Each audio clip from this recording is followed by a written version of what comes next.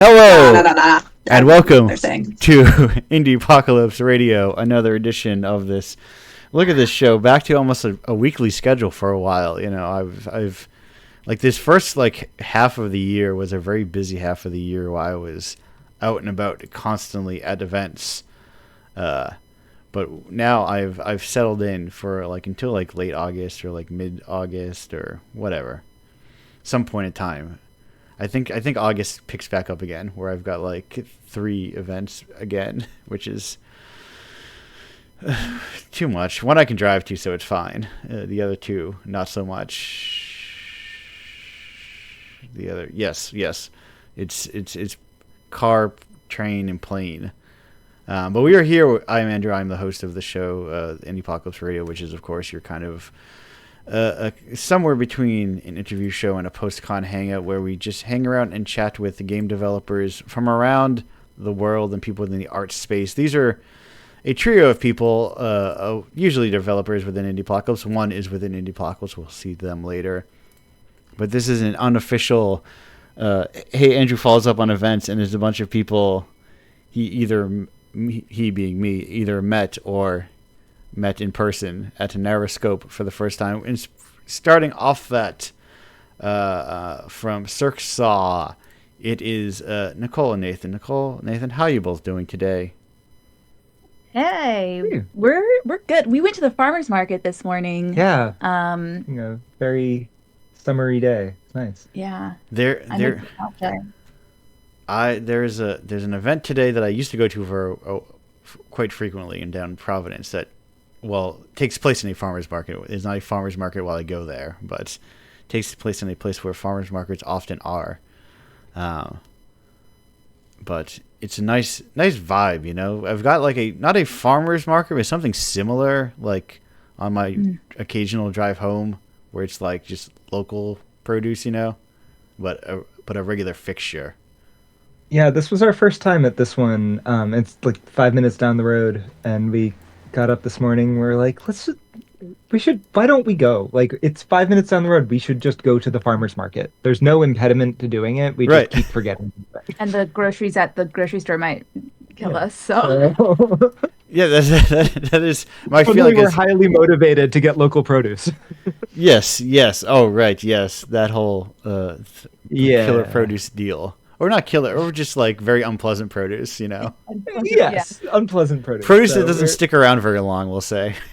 Yeah, exactly. So today was the day. It was really lovely. It was like, like people who have farms like 10 minutes down the road selling. Yeah, like America's a weird place because depending on where you live, it's very easy just like you come across like farmland, you know, like anywhere, not just like not just the central of the country, you know, but just kind of anywhere.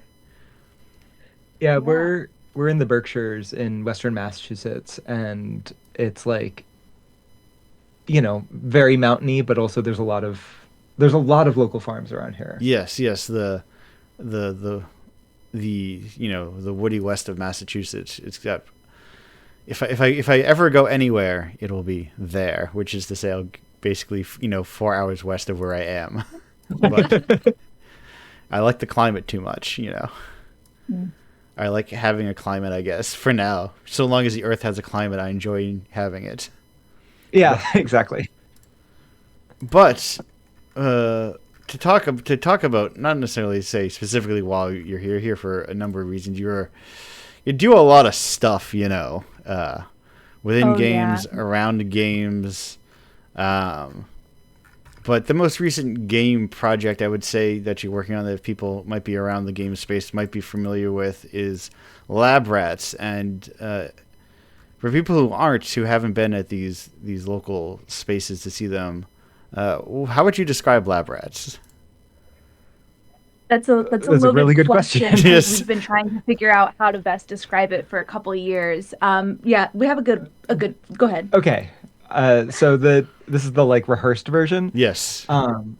So Lab Rats is a 75-minute experience at the intersection of live theater and gameplay, where the audience plays for 20 people, where the audience plays as rats in a lab who have to collaborate to decide what they want to do, how they want to define freedom, and how they want to achieve it together. And everything in the experience is sort of an ode to like classic games that I grew up with, or sort of riffing on like conventions of like escape rooms and stuff like that. But we sort of take things and then twist it or theatricalize it in some way. Perfect. And Yeah. the entire experience is sort of the first half hour is tightly scripted, and then the second half hour is completely open ended, and it can really go off the rails in all sorts of ways. Yeah, They can burn yeah. down the building. They can achieve sentience. They can like have a whole meta experience and deconstruct the code of the project. Like there's, we sort of create all these little tools so that the players have real agency over the narrative, and whatever they sort of communally decide the story is, we just reinforce for them. Right, because games themselves are like inherently sort of a thing that people can poke at the edges of like how to interact with them. Like I mean, you can do that in like most, and technically you can do that in any medium. You can just flip the random pages in a book. You can just like jam through random scenes when you're watching a movie, or like jump on top of the stage in the middle of a play. Right. But it's like culturally understood that we don't do that. Yeah, and we were like, but what if we let people do that? Right. And I think that's why people really get a kick out of it, is because you can play however you want. Yeah, like as long as you're not, the only thing that we kind of moderate is like if you're doing something that is like reinforcing like real world marginalization, or like fundamentally like disruptive to the experience. Yes. But like, as long as you're sort of playing with the intent of there are other human beings who are here too, and they're also trying to have a good time. Like, as long as it's clear that that's what you're doing, go forth. Right, because they're like it's the weirdness of encountering and dealing with like people who are just doing stuff, and it is here you have like a very specific experience that relies on like cooperative play, more or less. But I think people are generally like, especially we'll say in like a situation where people are encountering interactive games, in a specialized guided experience. I think you are more want to find people who are just willing to, like, ready to engage with that kind of thing with the rules of the game. Yeah, and what's interesting is like every once in a while you'll see somebody who comes in and sort of tries to like speed run it, Right. or like they're trying to like optimize the experience. They're trying to win, and it's like this is a fundamentally like it's an experience about like connecting to other people. Like that's what the end goal is, that you come away feeling like you just had this like emotionally cathartic experience with 20 strangers. And that's, we don't really care how the story goes as long as that happens. That's what we made it to accomplish. And Right. so every once in a while you get someone who's like, I'm going to play it super well, and it's like, okay. And you watch, we had someone a couple weeks ago who like, they were inches away from escaping like 5 minutes in, and nobody else wanted to, and they were getting They were like, "What? I figured out. Like, I just need someone to come. Like, this is how we can get out." And everyone's like, "I don't know. We're having a good time. We're exploring." Right. The sort of like, the optimization of like playing and winning, because that is the kind of like default language of games is like objectives and obstacles and winning. right.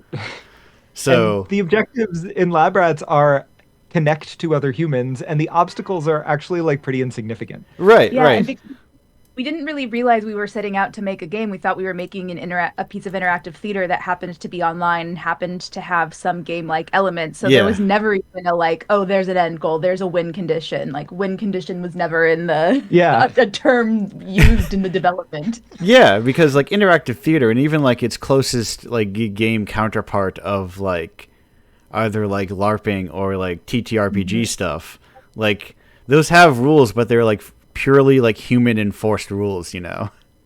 Exactly. Like it definitely, I think, shares a lot of DNA with CTRPGs. That like I think there's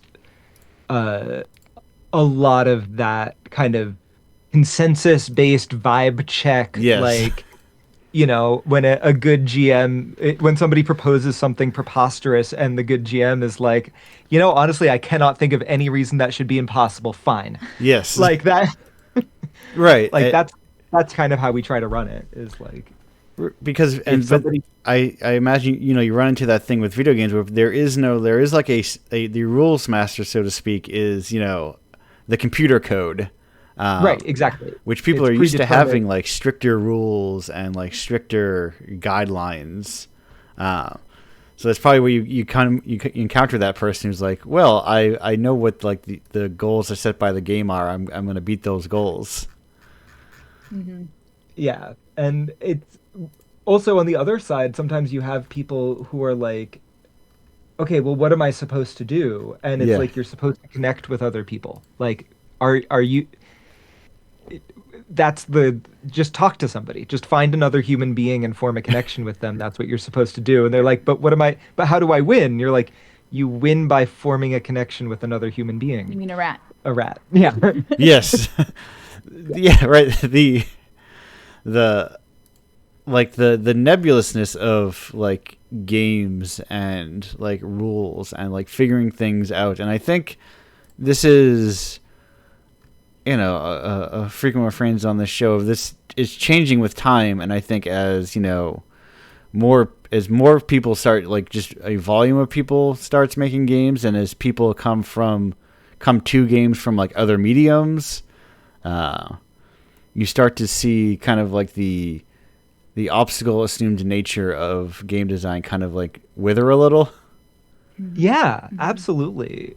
Like, and I think the community that we sort of have been running with is a lot of people who are coming to games, especially from the performing arts. And Yes. like, it's really cool seeing like, there's this company that we're sort of obsessed with, that 3 More Years, who made Mini Mini Golf, and they're also theater artists. And like, every time we see what they do, and they're asking the same questions as us and coming to like radically different conclusions, and you see it and you're like, oh, that's such a cool way to answer that question. Like, finally somebody's asking, like, not just like how do we get the most polygons on screen, but how do we get like the most heartbeats to happen in our players. Right. Like, i I don't care about how many polygons there are. That's unless it's making your heart go. Yeah, and like especially I think like even like the leftover polygons is like in a way of like showing your and I feel like that mentality is on almost people almost accidentally like showing their age. It's a thing that I think Yes.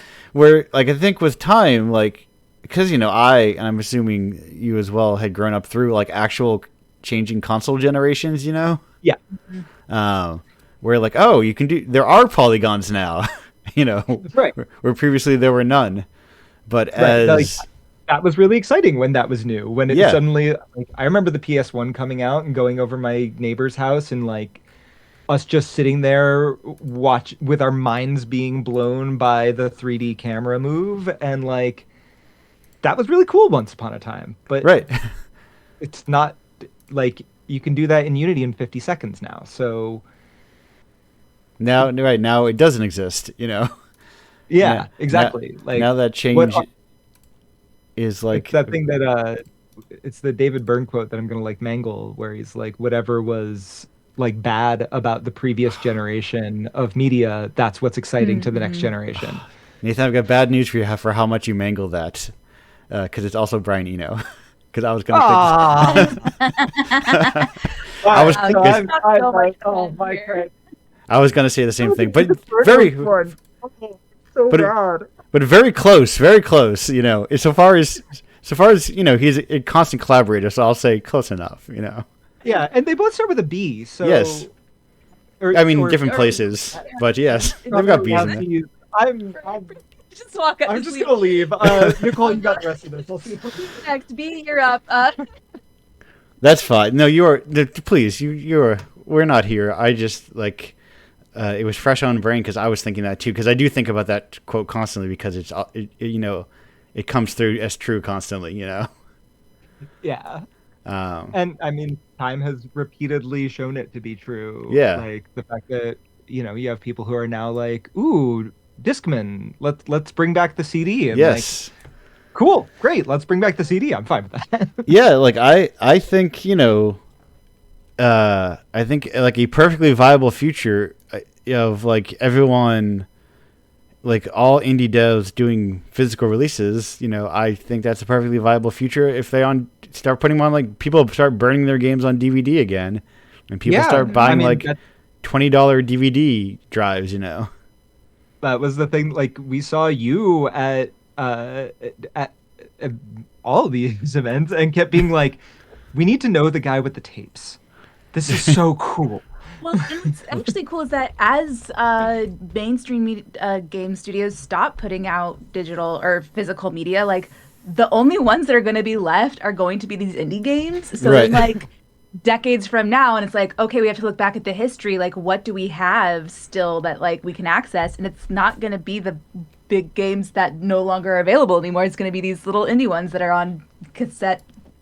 USB drives and DVDs and CDs. Yeah, Yeah. just like which ones can we find in places? Which ones can we find in libraries? Which ones are like Mhm.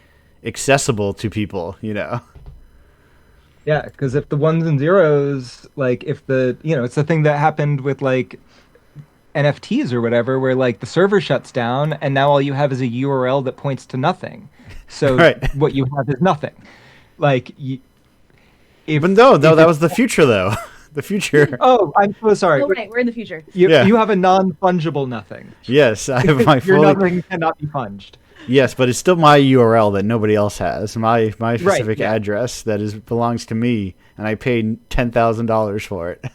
You and you alone have that series of characters. Yes. The longer I exist as a human, the more the absurdity of our existence Yeah. and the nonsense that we invent for ourselves like trickles through. I know, Like, and it's that thing where like you feel like on the one hand, I feel like, oh my God, like have I become like the reactionary older person who's like, in my day we had cartridges and those were great. But like also in my day we had cartridges and they were great. So right. like I mean, I call them tapes, and it's not even like I never had and that's only because of like weird. I assume it must be from like ZX stuff of people calling cartridges tapes that I think of like non-disc media as tapes sometimes. it could be. I had a Commodore 64 growing up, so like I did have games on tape and Right. like they're awesome. It was inconvenient and it's so infuriating when they started to degrade, but you know what? It was so cool. Like the Yeah. moment you realized you could like listen to the code, that was like the coolest thing ever. I was like 8 and it blew my mind. Like Right. I'm hearing code.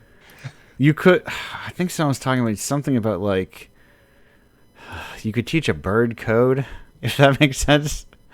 Really? I don't remember. It was on the show. Someone was telling me something about that of like just like replicating the sounds. It was something to that effect. Just because it's all sounds, or maybe it was like phones. It was like phone freaking stuff or something. Of to get into stuff that 100% does not exist anymore, Yeah. or like probably didn't barely existed in my lifetime. I'm Yeah. I'm sure there's I still payphones remember around. like in high school as payphones were starting to like die, somebody, getting a copy of like some freaker manual and we were all like trying to do it and we couldn't pull it off and then like a year later there weren't payphones anymore. Right. but but it's also that's also like a beautiful connection to like realizing kind of what technology is sometimes. Of going, oh, these are just different tones basically that is this Yeah. receiver is accepting. Like Uh, none of it's new.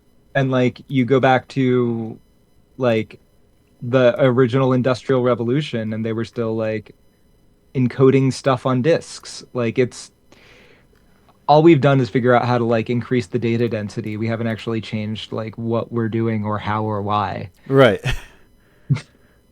Right. We're just updating it or whatever. Um, Or we're just putting it all in this within a different package. Yeah, exactly. And all of it, at least when it's like entertainment, it's just in the service of communication. So it's just like, you know, are the is this experience communicable to another human being? And like, if that happens, hooray. If that doesn't happen, then not hooray. And it's not more complicated than that. Yeah, and like it's how do you convey ideas over time, and whatever. It's all very weird and abstract and games. So did I presume just like realizing that to bring it into video games a little bit. Yes, sorry, we got very meta. No, here. I often this is barely a show about video games often, but because the both of you come from non-video game backgrounds or like non. Yeah, we're theater. Yeah.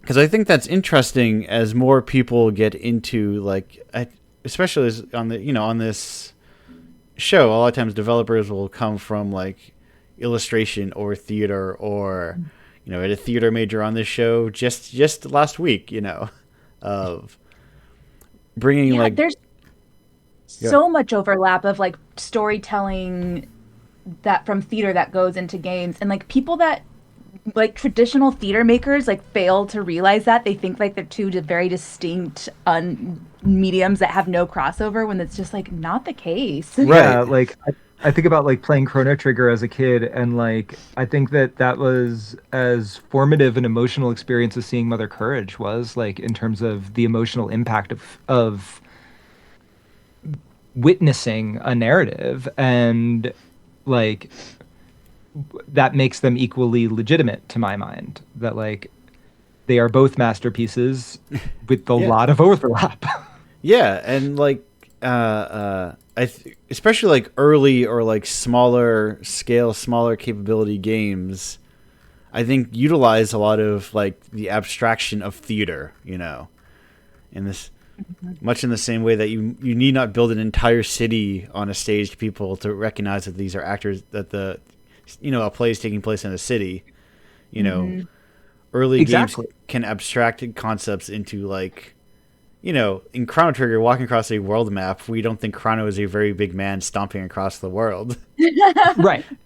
We accept the abstraction of this is a representation of, cross-continental travel within the scope of like what's possible. And I think, And you don't need like oh, sorry. No, go ahead.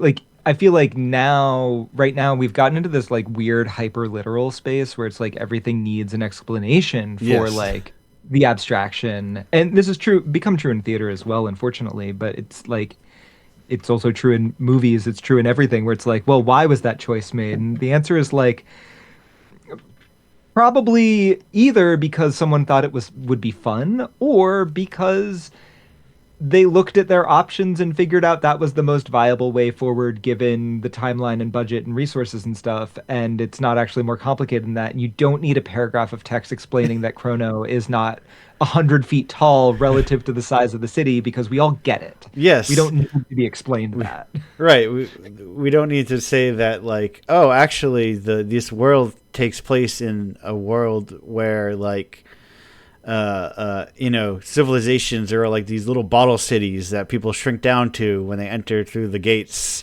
Yeah, exactly. Like I think that's one of those things that like Shakespeare does incredibly well, where like a character walks on stage and is like, I'm the villain now. And you're like, okay, that's the villain. Great. Understood. Moving forward. You're right. Like there's an economy of narrative to something like Richard III, where he just straight up, his opening monologue, he says, I am the villain of this story. And all the peasants are like, yeah, I hate that guy. He's the villain. Yeah. He sucks. We all know what to do and we move forward, and it's one of the best plays ever written. So like it's okay to sort of paint in broad strokes if the nuance is coming somewhere else. Right. If the nuance is about like the journey, or the nuance is about the like expansiveness of time and consequence of time, like wherever the artist is choosing to put the nuance in, they don't have to put the nuance in everywhere. Right. They can shortcut to other bits if that's not the important part. Right, right. In the case where like the plot is just the vehicle to something else, Exactly. Like a plot is right, and then what is a vehicle just kind of gets you places, but a vehicle itself is like doesn't do much, Right. Yeah. So how has it been like entering more? Like, did you ever go to sort of like either smaller or larger like game events or conferences or anything pre-Lab Rats, or has this been your introduction to Nope. going to Yeah, game Lab events? was our introduction. Narrascope last summer was our very first conference. It was our first real like exposure to this world, and the last year has been absolutely wild of like finding our place in this industry, meeting so many incredible people. And yeah, Yeah, like we were talking about this a couple days ago, where like a year ago when we went to Narrowscope for the first time, and I remember we were showing up being like, oh, I hope we'll fit in here. I don't know, like we're doing something a little weird, Yeah, and like maybe this isn't our scene. And then like 5 minutes in, how like warm and inviting and kind everyone in that space was. We're like, oh, okay, actually this is our scene. Not only is this our scene, this is like more our scene than theater was. Like we were always weirdo misfits in theater. right. And then as soon as we found Narrowscope last year, it was like, oh, these are the weirdo misfits that are the same kinds of weirdo misfits we are. Sweet, let's all be weirdo misfits together. This is great. yeah, and getting the support there and like having people like really be excited about the work, like that gave us the impetus to like Nat gave us the impetus to like enter Indiecade, which gave us the confidence to enter into a maze. And so like Narrascope really just kicked us off on like realizing that we had a thing that was people would be interested in for Right. like longer than we have been doing it. Yeah, like we really thought that we thought we were going to end Lab Rats last year. Like in no version of my plan for this show were we still running it in 2026. Right. It was like a small localized like a theater show, I suppose. And Yeah. then you realize, oh, it's a game show. Not a game Yeah. show, but a show, you know what I mean. Yeah. Yeah. I think that is kind of like seeing this shifting culture within games to some degree of people are looking for something different, and they're also into things that are different. They're not like the presumption of what is a video game is getting smaller and smaller, or Yeah. or like the thing that's getting smaller is this is what it has to be. But games can be a lot of things, or Yeah, that like I think we all are like remembering, like especially as everything coalesces around like a game needs to have XYZ graphics, PQR color scheme, so many polygons, such and Right. such an engine, such and such a platform. Like you're either roguelike, you're a deck builder, you're like you have to figure out some slot that defines you. You have to brand yourself in some way. And Yeah. I think like we've reached a point where it's gotten so absurdly restrictive and so absurdly like prescriptive that like anything that isn't that is really cool and exciting, like because you suddenly are reminded like no, of course it doesn't have to be one of 5 types of games. Like it's a game, humans just play, that's just a thing we do, Right. like and now I will say, for all the optimism of this, has this proved to any of this make money yet? No, but no, well, But- of course not. but- Like, but the Yeah, appreciation of it is for there, which is Come on. like still very good. yeah, Which we're that's all we can hope for. yeah. Yeah. And it's hard because it's hard to describe quickly what it is that Yes. LabRats is and what it is that we do. And it can only have 20 players at once, and it has to be live. It can't be asynchronous. So like Right. there's just limitations to Yeah. how many we can't sell 1 million copies of LabRats because Right. that's just not how it works. Yeah. but- Right. That is the weirdness of, you go to an event like a maze, go, wow, these are a lot of cool games that will make $0. Yeah, exactly.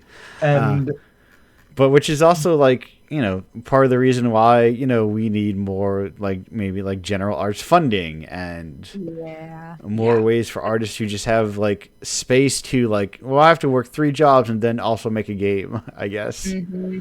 Mm-hmm.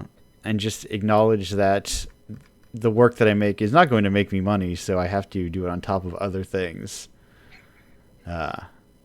Which is and that's it's a struggle that we all labor under. Right. We all labor under capitalism, and we can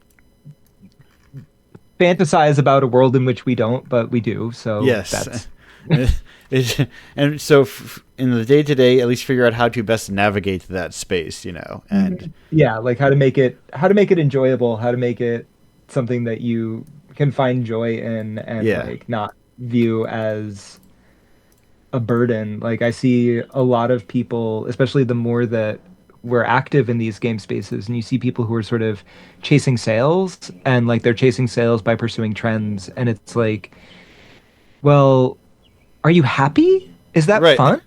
Like if you're doing it on spec and you're hoping that you make enough money to like justify making the next one, are you happy doing that? That seems really unpleasant. I would not be happy. Right. It's a difference. Like it's the peculiar difference between like, are you making art? I guess it's a job. It's like, but I also have a job. Fine, that's cool. I have a job too. Like, Right. I have, a lot of people have jobs. Like it's the weird relationship art. Mozart had a job though. Like Yeah. Mozart and Beethoven had day jobs. Leonardo da Vinci had a day job. Like we all have day jobs. That's normal. Right. It's the oddity of like making art your job, and at one point have you lost track of the thing that you're making, I guess. Yeah. And you're just like, hey, if you just want to make games that make money, good for you, but especially when I'm within this space, I'm cranking up indie guy dial very high and being like, well, whatever. You might as well be making potato chips. But I have a couple of pressing questions for the two of you. Yes, and From long histories of the show and having done it, which is first up, hey, what's your favorite type of rock? Okay. Oh. I can't it's I just learned about this rock. Our friend Brett, I can't remember what it's called. It's from like the shores of Lake Michigan, and if you shine a black light on it, there's little glowing specks. It like fluoresces under black light, and I'm gonna have to look up what it's called and tell you before the show is over. Euprolites. I looked it up. Look, that's it. That's it. It's magical. Yeah. I do not know.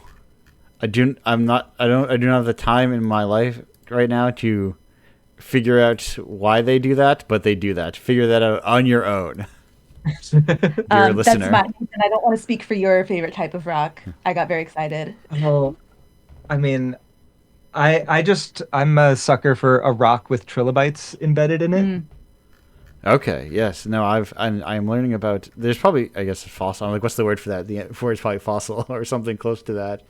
Yeah, I But- don't know the technical term, but I wish I did. But to learn about a new rock, so long into the show, huh? I'm closing these tabs of new rocks, so I don't get distracted looking at these rocks. But second question around that secondary. These are two unrelated questions to one another.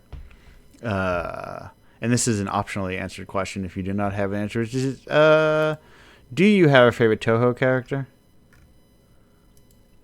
I don't know what that is. Did I just lose some points? No, there are no points here. There are no. I mean, so much as I think we do need to bring back a little bit of hipsterism every now and then, but like a healthy version of it, of just being passionate about weird art. Yeah. Toho is a long-running bullet hell doujin series Yeah, I am not actually familiar with it, so I'm also I Perfectly already like allowed. got a major fail on like mangling, confusing two artists I love deeply. So now I know nothing. You I know know about what? Shakespeare. I don't know anything You're about hitting pop. you're hitting weird uh weird corners of the earth, of having to know very specific things, you know.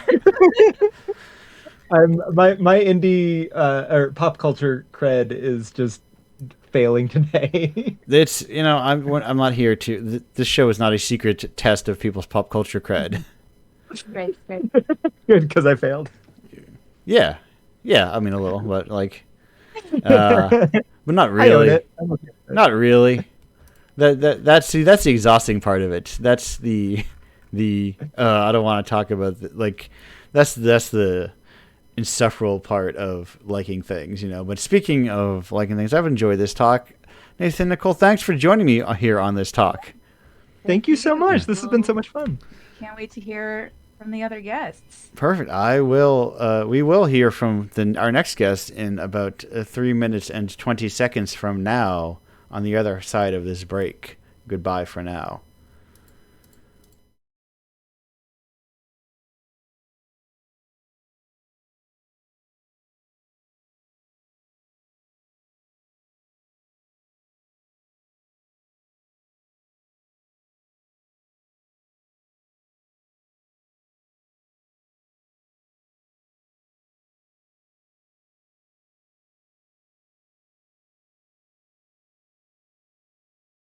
All right. Hello, welcome back to Indiepocalypse. We got too distracted in the conversation, the secret conversations within the break area.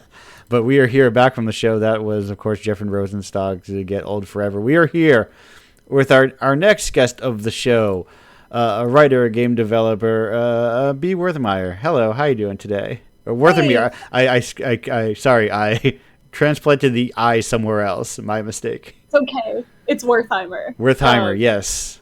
Yeah. Also, big Jeff Rosenstock fan. Yes. Hey, how are you? I'm doing good. I'm doing great. Hello, how's it going? It's going well. I'm cat sitting for a friend in Brooklyn, so nice change of scenery for me. Yeah, that is. We kind of like unofficially quote unquote cat sit frequently for stray cats, which is they find their way to our house, and then we go, well, what if we feed them? And then they're like, that's so sweet. we have basically most of my life has been a rotating collection of cats. They just kind of as they depart, new ones come in. That's good. That's a good way to live. Yeah. My parents hate cats, so Oh. I got a cat like pretty much as soon as I moved out. Yeah. I have two cats. We just got a kitten in February, and they hate each other so much. Like they have to be kept in separate rooms, and it's a whole thing. So it's nice to be cat sitting for a friend who has like one very chill, low maintenance cat. But if you hear meowing in the background, it's her. Yeah. She's very like needy. Yes. No, I've gone through different cats of all temperaments. Cats that are basically feral, where they're skittish the entire time, but except when they're not. To extremely needy, needs to be picked up and cradled and like carried around like a tiny little baby. Yeah, my two cats are both on like opposite ends of the spectrum, so it's it's a fun dance of being like, oh, I have my kin who's a Velcro cat, and my older cat is, I found her in a parking lot. Yeah. So like her idea of like showing me the utmost affection is like being in the same room with me, like a couple feet away, and like purring because I'm there, Yeah. But she doesn't get held or anything like that. We have also had a parking lot cat that had the same temperament. We have one now, which clearly like was not feral or like not a wild cat, because like it is the first cat I've had that like wants you to like scratch its stomach, which feels like not a cat thing. Whoa. Yeah, no. That's like, very dog coded. Yeah, like you like people, you were clearly with a person for some point. Yeah. Uh, but speaking of, I was like, let me can I transition? I could not. I was looking to see if you had a cat thing on hand. I do not have a cat thing on hand. That I saw within your greater portfolio of works. I was like, where are cats here? There are none. But I made one game. I made like an arcade game that has you're playing as like a dog girl and a cat boy. okay, yes, I do see that in like these. Yes, now I think yeah. Yeah, but that's about it. Yeah, it was a big when I studied game design in undergrad, and I feel like cat games were kind of like very popular with my classmates, and I kind of wanted to go against the grain a Right. little bit. Yeah. 'Cause, I mean, no, I guess no. I'm giving myself stolen valor. I'm forgetting I also made like my first project was about a witch and her cat. So no, Okay. I completely adhered to the grain. Yes. I mean that is the neat thing about. I'm presuming you were in one of the New York schools of game design. Yes. Yeah, I went to Pratt Institute. Okay. Yes. It was the first year of the program. It was an exciting time, but being a guinea pig does have a lot of drawbacks. 'Cause, Yes. they're still getting their bearings and all that. Right. And it's like but like that is I mean, just because that's a city that has arts culture in general, that feels like a city that does develop its own culture of like game design that you can recognize and like, oh, these are all New York people because they're all obsessed with cats or they're all obsessed with like Plundercore right now or. Yeah, 100%. There's especially because there's like those places like Wonderville and Boshi's place. Like you can kind of look at a game and be like, oh yeah, that's a Boshi's game, or like Right. I feel like I can always tell when a game comes out of the NYU Game Center. Yeah. 'Cause their vibe is so like cemented. Yeah. Yeah, it is like I can even like on the receiving end of the NY or like the New York game scene to Indiepocalypse pipeline, of oh yeah, like look at this game. It's like a polished little weird thing like oh, and then I'll see like, oh yeah, they're from New York, there. Oh yeah. Yeah. I know Jude Pinto made a game for you. Yeah, They're a good friend of I commissioned Jude Pinto to make a game for me. Yes. Yes, you did. Yes, I was like very very excited by it. Like that is part of the secret of like very cool game developers. Of if they don't submit a game, I just email them and say, hey. That's a good business model. That's a good way to go about it. Yeah. Yeah, because there are like you see with like like how big is a graduating class of like a Pratt game design program? Oh, less than 30 people. That's still a lot of people, who are like emerging, interesting game designers, Yeah, that's true. I guess when you're in the program, it feels small because like you have all your classes with the same people, and you're like, oh my god, I feel like I know you better than I know myself. But yeah, that is true. That's a good point. I guess I'm also coming from a perspective of having a graduating class of like around maybe 100 or around 100, 200 or something. Oh like, my god! Like whoa. Like of always like knowing the same like this basically seeing all the same people constantly for like 12 years. Holy, that's crazy. Yeah, that's right. When people especially if you're like in anything that's even slightly less rural, you're like, oh, my class has 1,000 people or whatever in it, or some absurd. Oh, we have 2 schools. We have a north and west school or north and south school or something. Oh yeah. Yeah, my high school graduating class was like 200 people. Yeah. So I guess I get it, but I try to block it out because it was miserable, as high school is for most people. I think. Of course, right? Yeah, but yeah, I am accustomed to the knowing the same people for so long. Yeah. So we've got a couple of questions coming in for you specifically. Oh, that's scary. You're generating questions. Oh wow! This is coming from this. Now this feels like there's a word for this type of particular thing that I don't know the word for, but this is coming from a Puis Larker. Okay, it's my friend Lewis Parker. Yes, games journalist. Is there a word for that kind of like when you swap, is there a word for when you swap the first two letters or something like that? It feels like that's something that ought to have a word. Not that I know of. Well, we'll look that up. Well, the question is, what's it like being PC Mag's best writer now that you work there? It comes with a congrats BT dubs with a little oh my gosh smile. Thank you so much, Lewis. Thank you for tuning in. Also, it means a lot. Yeah, I just joined PC Mag's team literally last week. On Monday was my first day. It is really wonderful. The people there are great. It's cool getting to. So I'm a journalist. I don't know if I said that. I think I introduced you as both a writer, but I think I only said writer, which could also mean like a fiction writer. Yeah, my bad. I mean, I do that too. No, that's also my bad. I'm saying I should have, listen, we got bads all around, but let's get by this thing.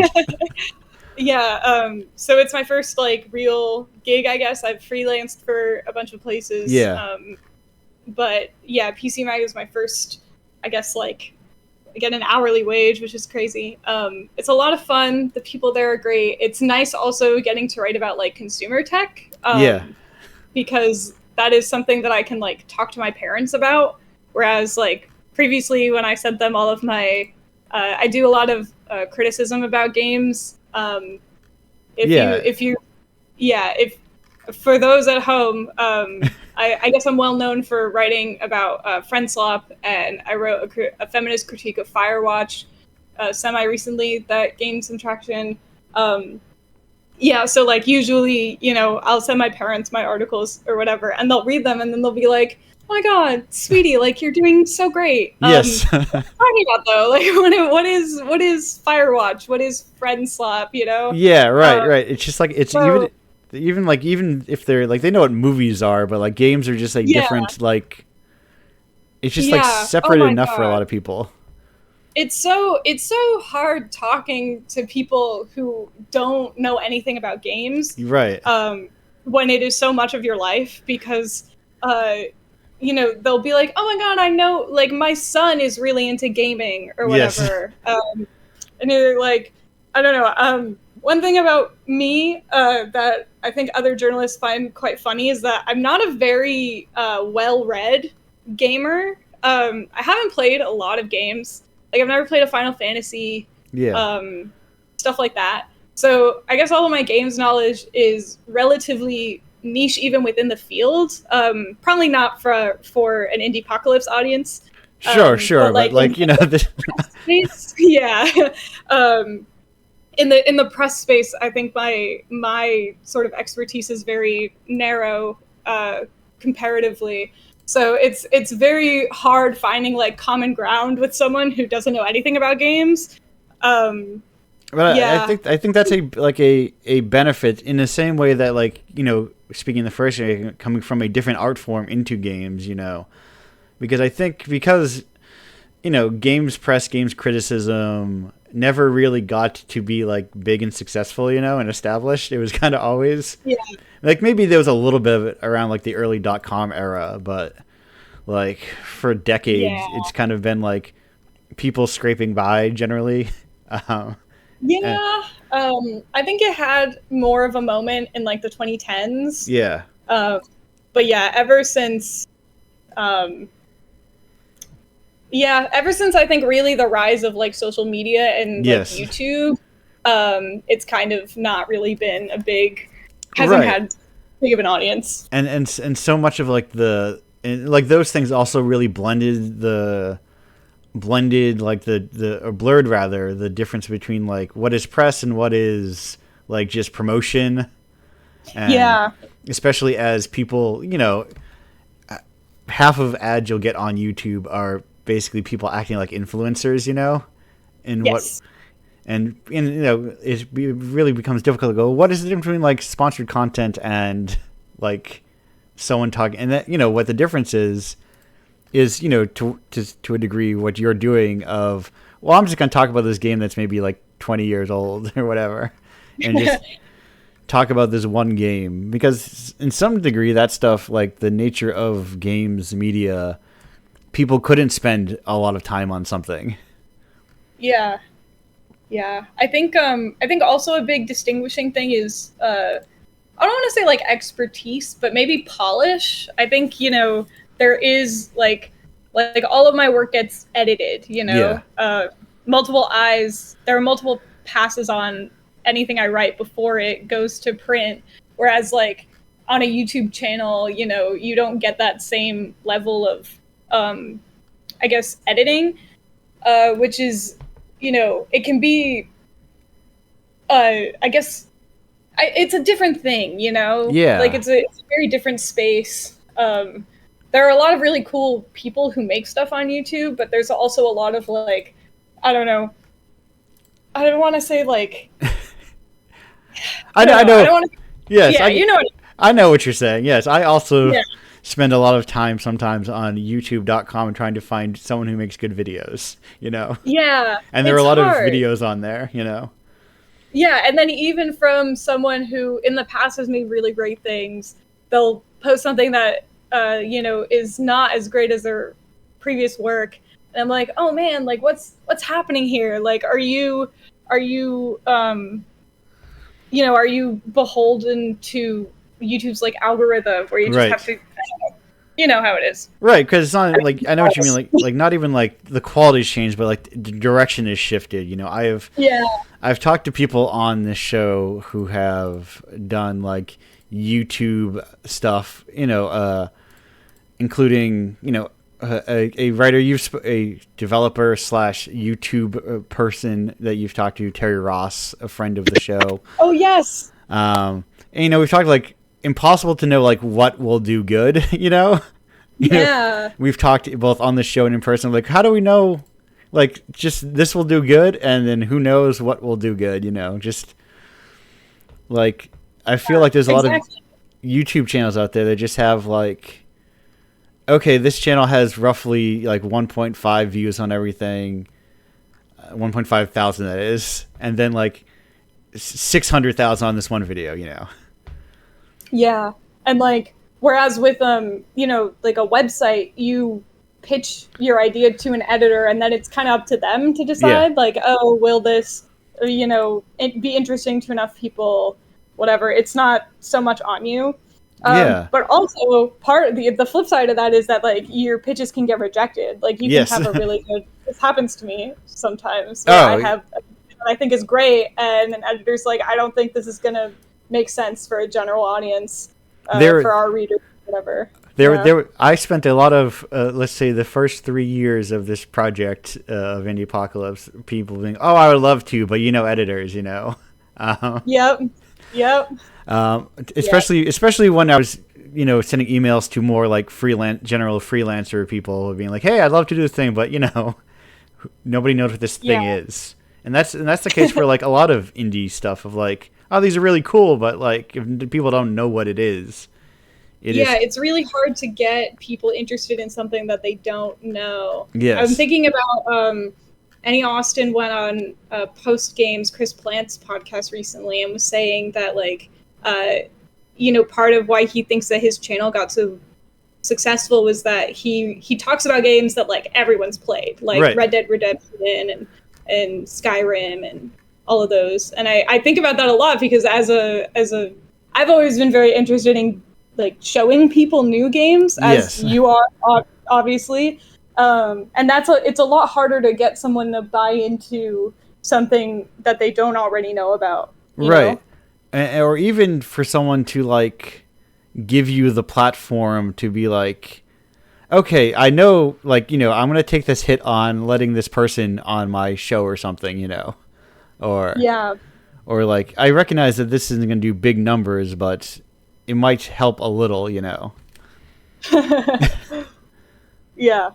Because that is like it's the difficulty. It's like my philosophy has been like, well, I'm just gonna eat shit constantly, and never get. I don't think I've ever gotten like 100 likes on something maybe in my entire course of doing this, or maybe not 100 shares, whatever you want to call them. Maybe once a month, maybe once in my life I've got 100 likes, but like it just doesn't do numbers, and like that's fine. Yeah, it's a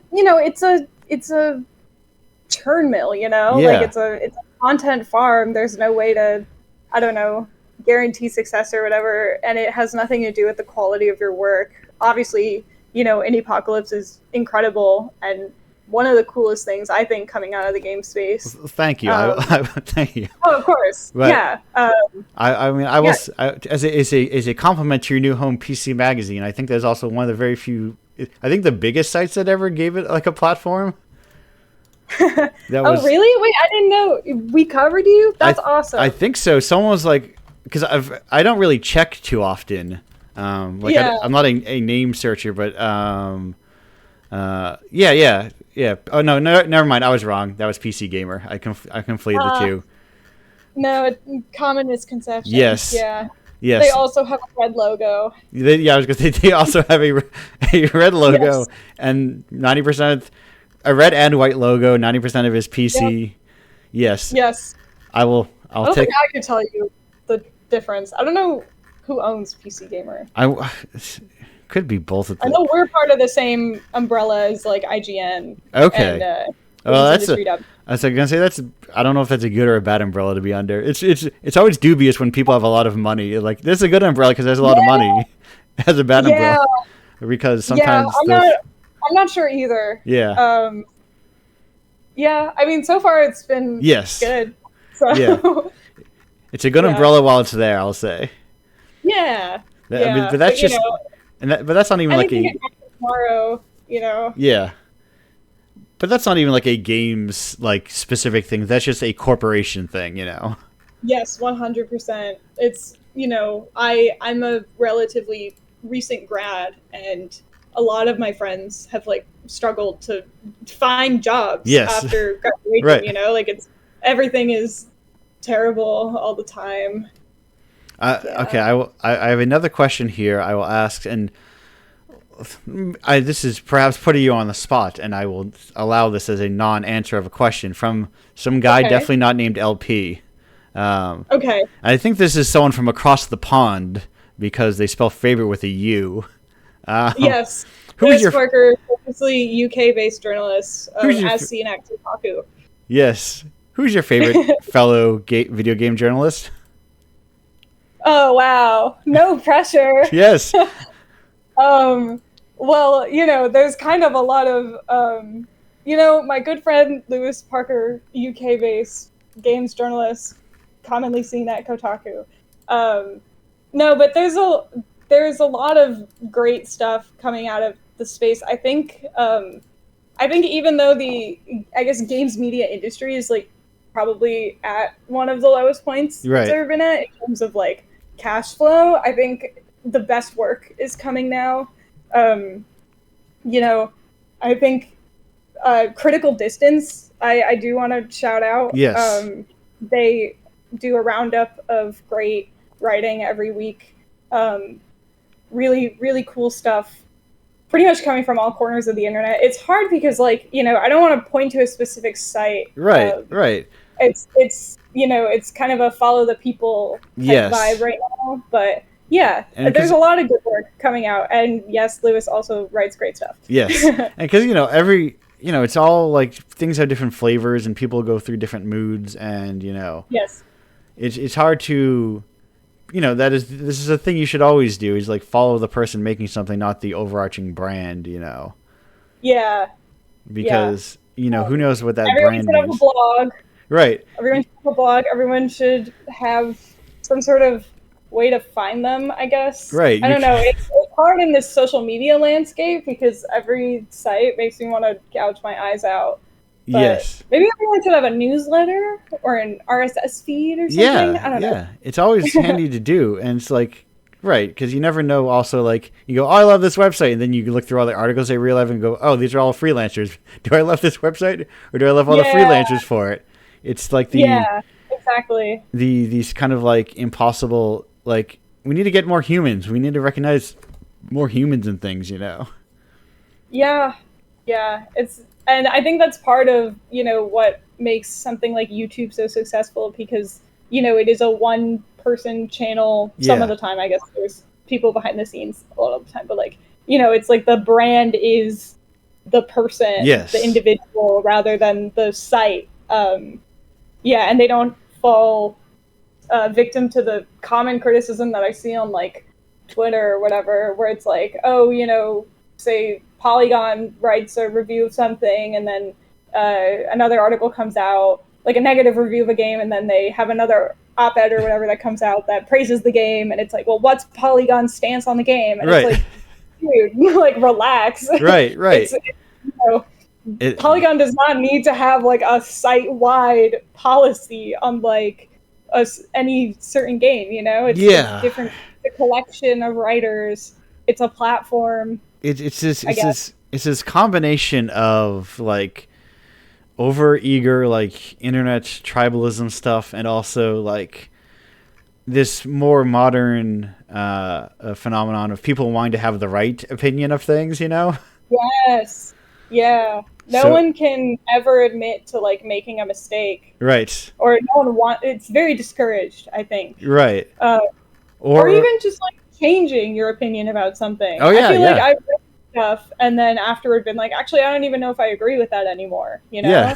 And that's just like how being a person goes, but Right. that's not very encouraged in our society of like everyone is either a good person or a bad person, Yes. and there's a middle ground, and something you said when you were like 18 may haunt you forever or something. I don't know. I don't want to sound like a Republican chud. Like, no, but like that is, it's like a woke mob. I don't know, but there is, I don't know. Yeah, I think a lot about the post of like some people say things on the internet that they deserve to be yelled at by 3 people instead get yelled at by 3,000. You know? Yes, exactly. Like you should be bullied a little bit in person by some friends or people who generally have your best interest at heart, and you should not be told to kill yourself a million times by strangers. Even if you were wrong about something, you're like, yeah. It's just like the pressure of just so much of it, you know. And I think like posting also like makes that harder because you can't like immediately realize you said something stupid and then double back. Oh wait, actually I didn't mean that, you know. Yeah. The internet is forever. But speaking of, on a more positive note, this Lewis Parker fellow has come forward and admitted that it's them so many of these questions. Oh my God! Thank you. And they have and they have for you of the games you made. Which are you most proud of? Because we've talked a lot about your games writing, but you also, you know, as we alluded to as up at the top, you also are in the world of game making. Yes, I do make games. That's a good question. I think I feel like every game I make, I learn a million things from it. Yeah. And I don't know if that necessarily means that I love the project because of it, but I think like I have a visual novel called A Note Line that also when I just clicked on. Oh yeah, it's not finished. It was my senior capstone project. It was a solo endeavor with not completely solo. I had an artist, Anne Marie Henderson, wonderful artist and game maker. So a lot of the undertaking was myself. I was teaching myself a dialogue system, and I think I was grappling with a lot of existential game making questions, like what kind of games do I want to make? What kind of story do I want to tell? How do I think I was having my own like rehashing the discourse of like our visual novels games. Yes, right. Specifically to myself, you know. Just kind of going through this artistic spiral of like, who am I? What kind of creative person do I want to be? And I don't think this game is the kind of person I want to be or the kind of stuff I want to make. But I think the fact that I had to finish it, like I had to, or not finish, it's the first act is finished. Right. I had to have a deliverable by the end of the year. I feel like it was like this sort of inferno of like, I feel reforged having made this, and I'm proud of myself for making it. It's not my favorite game I've made. I think my favorite is probably An Empty House. That's a first-person horror shooter that I made with my partner and occasional creative collaborator, Drew Shapiro, Orgonzola Games. You can wishlist Mutagen on Steam. Okay. That's Mutagen on Steam. Yes, Sorry, yes. I have to use PR. No, go ahead. Yeah, no, this show is nothing but yeah. promotion. But yeah, I like that game a lot because we are very different. We have very different design principles. Yes. He is definitely a lot more of a systems first play over anything else, game feel, I guess, over anything else designer. And I'm a very, like, I care obviously the most about narrative and story. So we really like butted heads over how are we going to make a game that is both like very narrative rich, but also like enjoyable to play. And I think we came up with a really weird and interesting solution to that question. The game is very slow, like a horror game, but you also have like a gun. And the thing about the gun is that you're only allowed to have one bullet in it at a time. So it's a one-shot kill for monsters, but there's only one bullet, and once you're out, you have to go like find other bullets around. And every time you kill a monster, it spawns 2 more. So yeah, it's you have to like survive for a certain amount of time and then you get out. But it's also a game about like some stuff like reliving trauma over and over, the nature of like nightmares. So I think that game I'm very proud of because I feel like it was a great synthesis of our 2 design pillars, I guess. Yes, I have. I'm like, this is someone's work I also know and also follow. I never know. It's always fun to see the weird connections between people in doing this show. Like, yes, Drew is my partner. We live together with our 2 cats. And also a great game maker. I hope he's listening. Yes, I believe so. It was at one point, presumably, or at least chatting. Yeah, no, I've encountered that a couple of times on this show. I've been like, oh, wait a minute, it's like, oh, and then it's like similar, like they have seen them with like different design philosophies and seeing partners work together on games as well. Is like you said, like we're entering an age of more like fluid, I believe, like game development. I think it's easier to make a game than it ever has been. Yeah. I think that's a big part of it, and I think also, with the state of the industry right now, it's so nightmarish that I think people are more interested in making stuff for themselves than ever before. There are obviously people who are like, I don't know, I'm going to make the next roguelike deck builder or whatever. Yeah. Whatever's the new genre buzzword now. Friend swap, I guess. No offense. Sure. People who make friend swap are great developers sometimes. Yeah, but that's... but I guess, like, there will always be, like, I'm going to make the next Fortnite, I guess, probably. If you go on LinkedIn, you see this kind of person a lot. I don't think I know anyone like that in real life. Right, but all the developers I know are very, like, I'm going to make weird stuff just for me, and it's going to sell 0 copies. Recently, there was a zine jam, a zine making jam that I didn't participate in, but I really enjoyed looking through the submissions for. And there was one game, or I guess zine, called like "Your game is not going to sell any copies" or something like that. Your game will never sell any copies.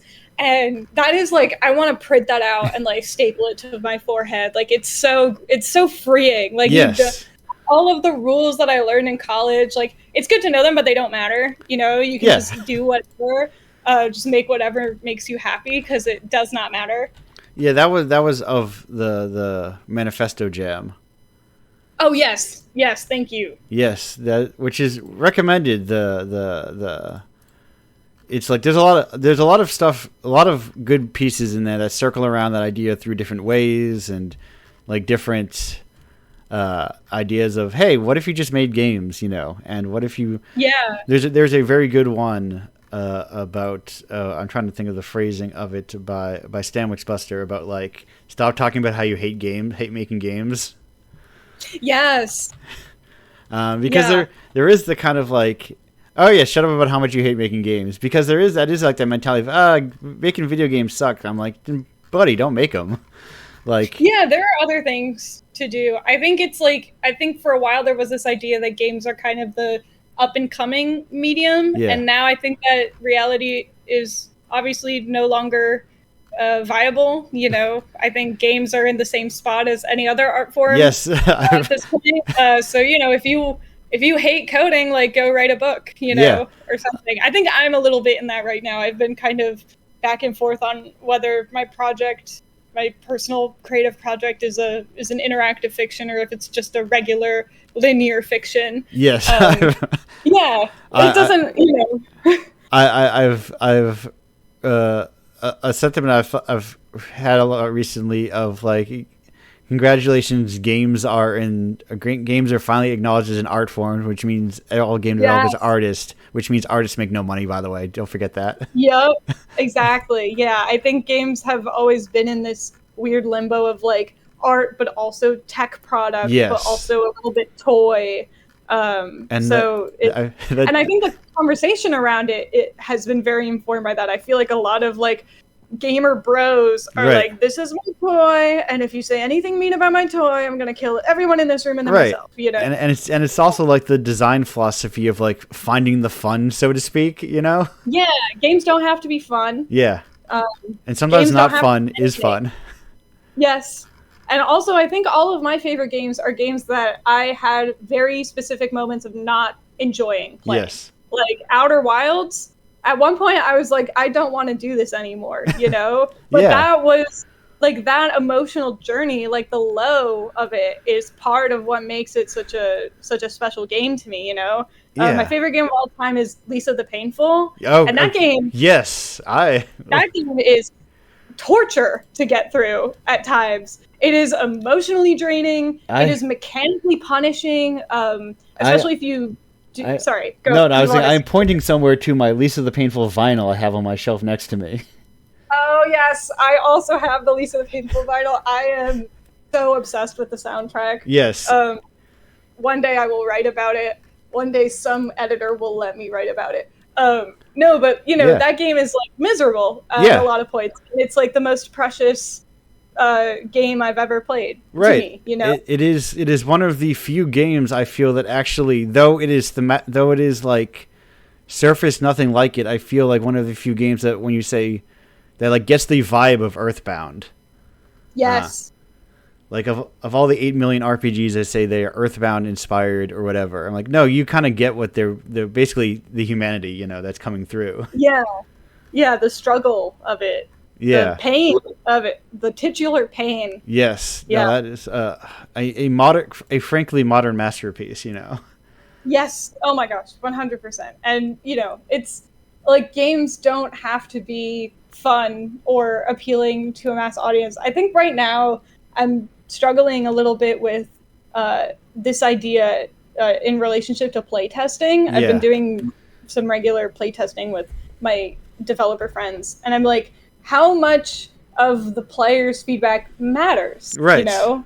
Like, because at the end of the day, like a game won't be for everybody, you know? Games shouldn't be for everybody. I was just last night I had watched Wild at Heart. Great movie. Yes, and every time I sit down with my friend David, I'm like, why? I can't believe that he is so popular. He is. There's so much friction, so much like. So easily alienated in terms of like what people would say in terms of like mainstream like popular cinema, and like, but like games can get to that point too, I think, easily, you know. It's just a matter of like, I think it's just time, honestly. Like, yeah, I agree. It's interesting you bring up Wild at Heart because that is one of my favorite films of his, because I feel like it's not like his other work. I think it's a lot more fun. Yes. Also Nick Cage is really handsome in it. Oh my god, he is an American treasure, and I can't believe we went through a period where we thought he was a bad actor, when he is one of our greatest living actors. I know. Have you seen Adaptation? That's my favorite. I have. So great. So great. And speaking of things that we like, we have no pivot. Hey B, what's your favorite type of rock? Oh, I don't think I have one. Oh, probably no. That's not true. My birthstone is topaz. Do like gems count? Hey, you know, all sorts of things count. Anything you interpret the word rock into counts on this show. Okay. I think my favorite is probably Tiger's Eye. Gems. Yeah. And black with like brown shot through them. Very pretty. Yes. And do you have a favorite Toho character? No. I Allowed. also haven't played it. I'm Allowed. really sorry. Accepted as an answer. Famously, have not played a lot of games. That's fine. But still, you don't need to play a lot of games to have like. Listen, this is an entire conversation that we're trying to end this show. We're trying to end this segment here. Well, Sorry. We can re-encounter this. We can re-encounter this in the group segment of the show. Yes. Yes. I do have a lot of thoughts on this. Yes, and we can talk about coming to Dark Souls later. Oh yeah. In life, so to speak, as someone who just last year played through everything up to Last Raven from FromSoft. No way. And I'm like, man, Kingsfield rips. It's so good. Whoa. And like, that's so cool. Last year, like all of them, like starting with. Yeah, like from King, I got up to Last Raven, and then I just kind of just felt like doing other things, and I'll go back and finish eventually. But I played through most of them that I had never played. That rules. I should do that. They're like fascinating things, you know. They, you know, especially coming to things after public conversation is left and viewing them on your own is a fascinating thing. Yeah, I do. I agree. It's nice to be able to like. Whatever, we can talk about it later. I'm sorry. We will be back, folks, on the other side of how long is this break? This break's going to be like 1:57, and after that, we're going to have another guest. But thanks for joining me here today. We will be back after that.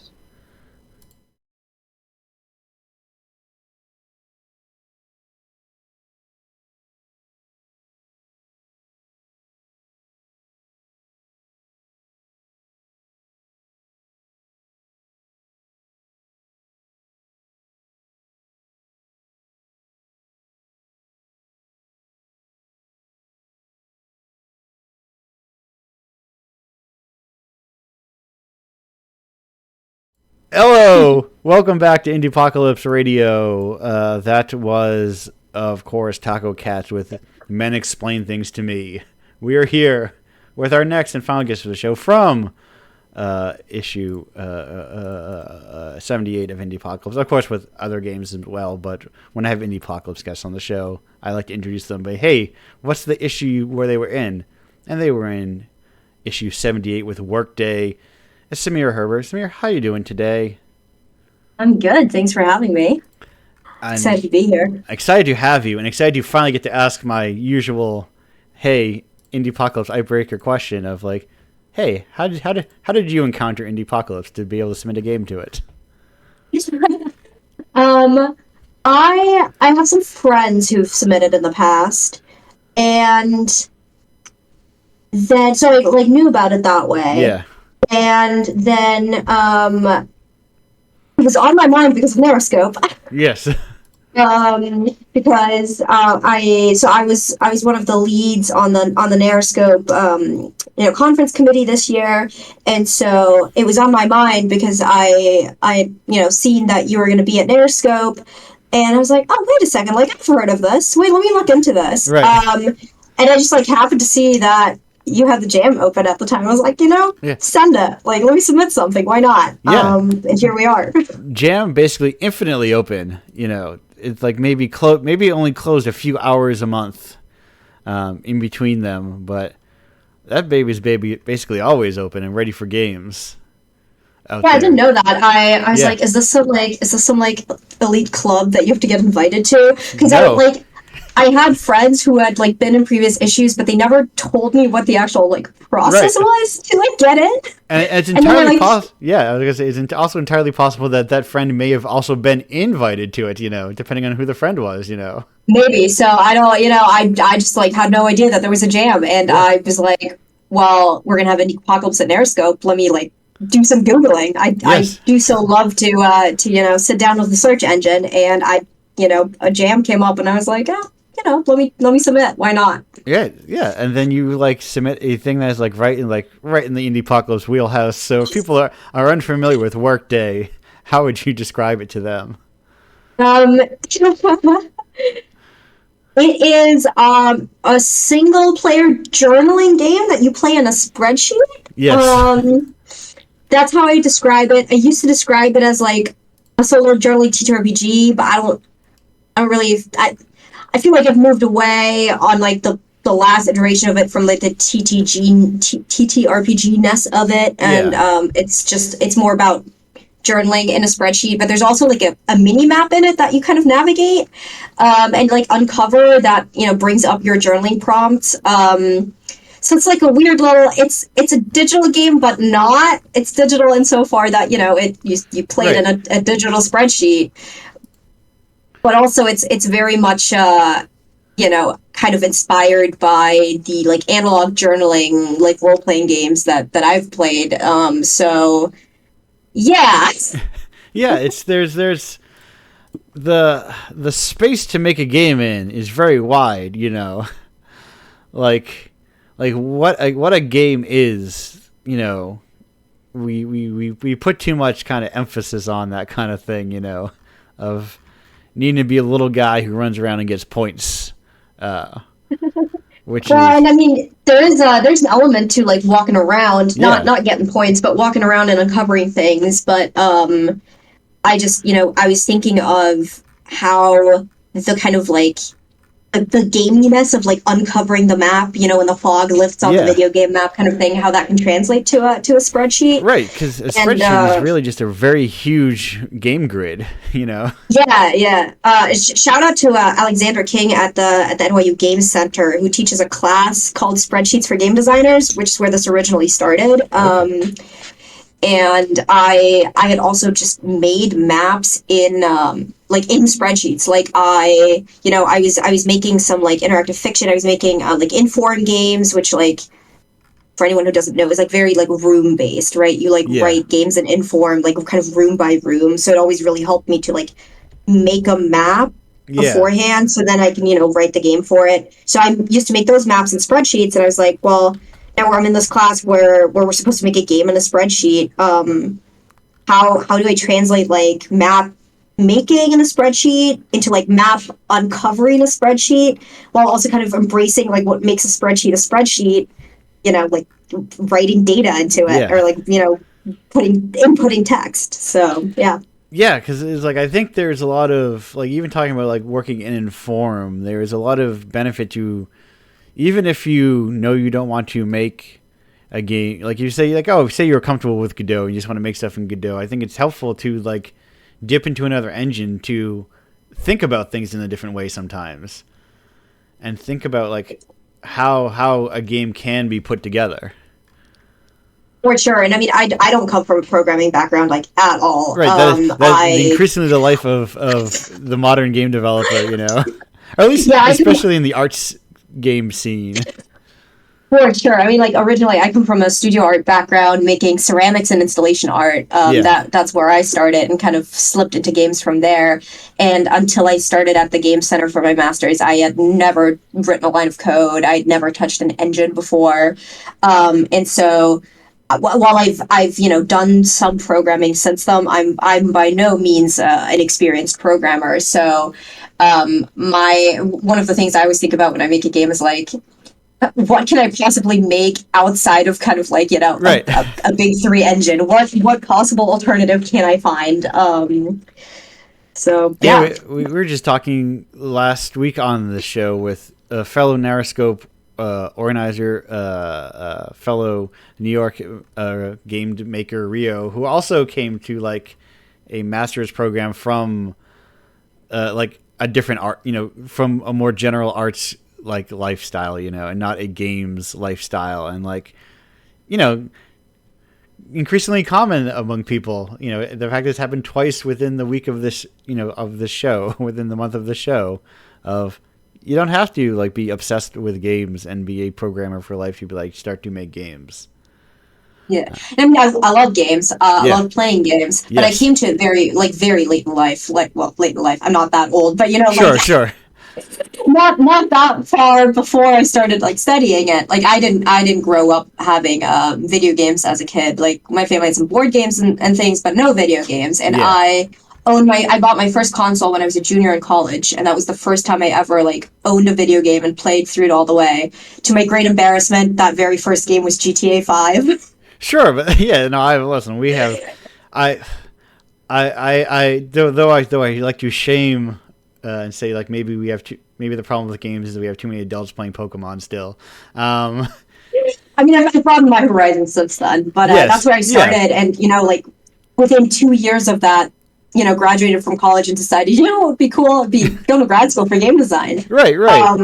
And the point is also it's about having a healthy a healthy diet, not like it's like in the same way as finding potato chips, every now and then.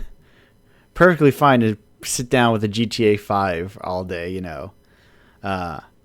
when you play other stuff too, when you're digging into like micro indie stuff or sort of like hobbyist homebrew stuff and finding what like other people are doing, finding the space between nothing, just basically having a healthy diet I feel like I speed ran it a little bit because I was playing all these games that like were not new anymore by the time I was in college, right? And I was like, oh, like I got to catch up on all of this, and like started with kind of like I didn't know anything, right? Like I didn't know what games people were playing, so I literally remember going to like just Googling like what are games that people are playing, and I got like a list that was like Skyrim, Dark Souls, God of War, a bunch of Naughty Dog games, and I was like, all right, sure. But the more I started like playing games like that, and just like kind of entering more games circles, discourse, and like just reading more about it online, then I kind of started branching out and finding, smaller indie titles, and just kind of feel like I came full circle on it, because when I found things that were not like big AAA games, I was like, oh, wait a second, this is like actually totally like related to like what I do in like my degree is like a studio art major. I remember like discovering like the idea of a walking simulator for the first time. Right. I had no idea that was a thing. And then I started with like the famous ones like Edith Finch and Gone Home, and kind of went down the rabbit hole from there. But I discovered that, and I was like, oh, this is kind of like making installations, but like in the computer, right? I made an installation that was kind of my big capstone project at the end of undergrad. That was this like fictional museum space that I created, like in a gallery, that was very much designed with like the walking simulator kind of ethos of like you walk through and there are like little clues you find, like little notes you read, like that kind of experience.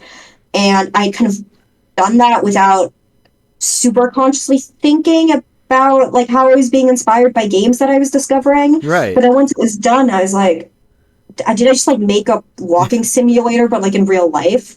Yeah. And I was like, something here with this game thing. Maybe I should like go deeper on this. And yeah, this idea that like I'm just like gonna like add game design to kind of my toolkit of like art mediums. Like I know how to make ceramics. I know how to like build things. I know how to paint. I know how to do like all these more traditional art mediums. But what does like game design as an art medium look like that I can like add to my toolkit, right? Yeah.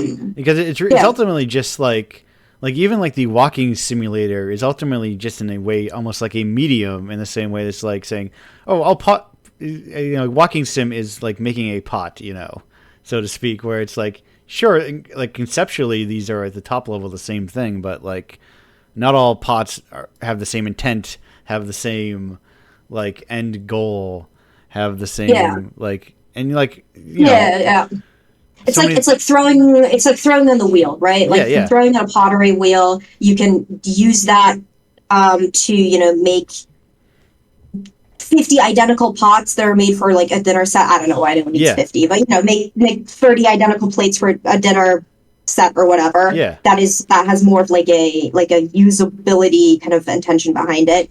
You can also use those techniques to make something that is meant to be an object on its own, not for a purpose, or anything in between, right? I'm terrible at throwing on the wheel. Actually, I'm a hand builder all the way. So whenever I throw on the wheel, I'm like, I know this is not going to be symmetrical. I know this is not going to be great. So how can I cut it up and make like a weird little sculptural object out of it, right? And so like game design, or specifically making a walking simulator, what aspect of game design, whatever, right?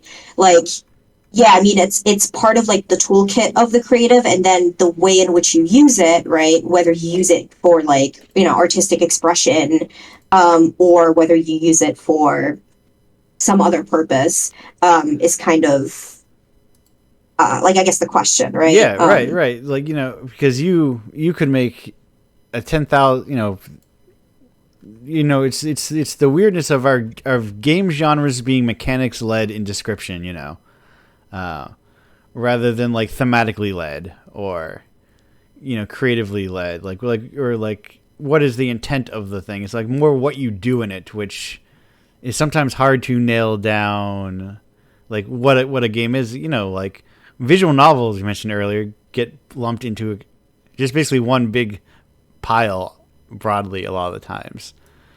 But that's like saying all not. But they touch on a million different themes and approaches and like narratives. But the language around games kind of lumps them all together, and that's you run into that with walking simulators and all sorts of games that are drastically wildly. You would never put them in the same room and say they're the same thing.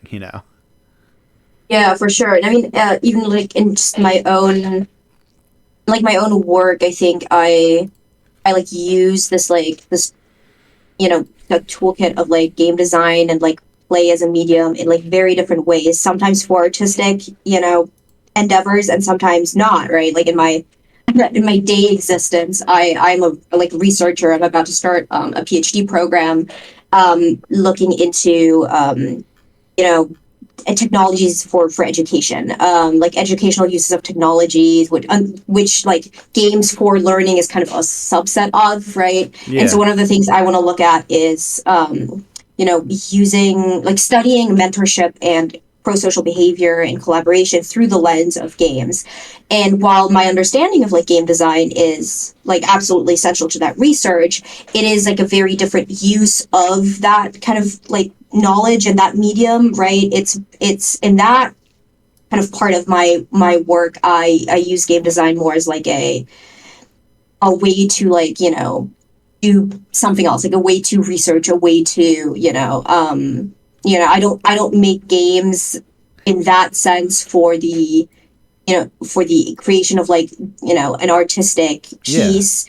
But I make them to be used in research or in whatever, right? But then I still have my artistic practice where I use similar skills, but for like a very different purpose, right? Yeah. It's like it's like you were saying, game design is just another like piece of like an artistic tool set, that you acquire over time, and it's just it is not one thing, nor do people work entirely within one mode of game design. It is like, what do you need to do now, or what do you want to do now? There's game design's research project is different than game design as art piece, as different than game design as product. Mm-hmm. Like these are all coming from the same school, and it's interesting. I guess also that there are like as more students emerge from like university programs that are like just starting. It's going to be interesting to see like how much one can easily identify which school somebody went to learn game design at, because I've talked to people who have like a lot of programs have different flavors to their game design programs. I've talked to people whose school doesn't allow them to publish things on it at all, because I guess the school owns them or something weird like that, Yeah. It's interesting how in like certain ways we end up kind of becoming, I don't want to say products of our schools, because it's not like they make us, but they do shape us, right? Yeah. Like the departments that we're in, the communities as part of schools, right? For better or for worse, they kind of shape how we do work, how we present work. Like instructors are ultimately people who have their own tastes and have their own preferences, and like we don't have a rubric that's handed to all game design programs across the world and saying you have to do this. And sometimes people, I imagine some people are also like anti-shaped by those things, where they like, they want to rebel against the schooling practice, which is, yeah. And I mean, in my case, like doing a grad program in games, right? Yeah. Like my cohort had people from all kinds of coming from all kinds of fields, right? Like some had gone to art school for various different arts. We had people who came from a theater background, who came from like an illustration background, people like me who came from studio art, from music, what have you. But there were also people who had not gone to art school, came from like different backgrounds, right?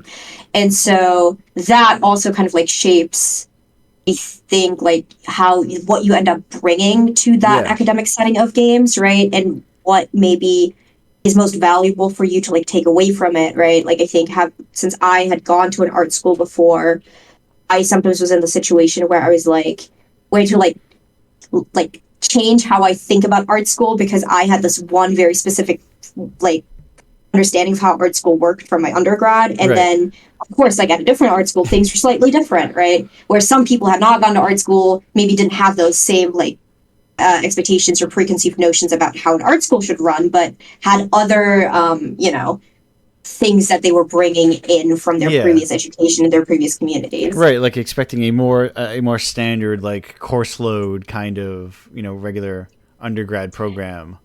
I mean, like I think an example of this is like the kind of project-based way in which we do things, right? Like for me, that was totally normal. Like I think I had like 3 classes for my major in undergrad where I had to like write papers, and everything else was like project-based, right?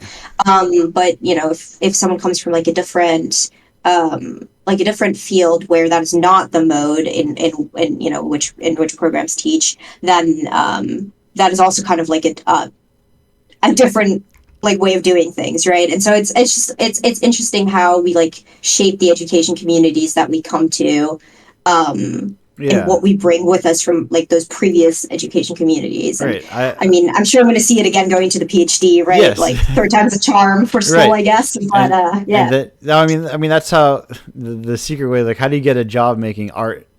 Is that you either get very lucky or you become you get a PhD and you go back into academia, Well, I mean, I love research. I love learning.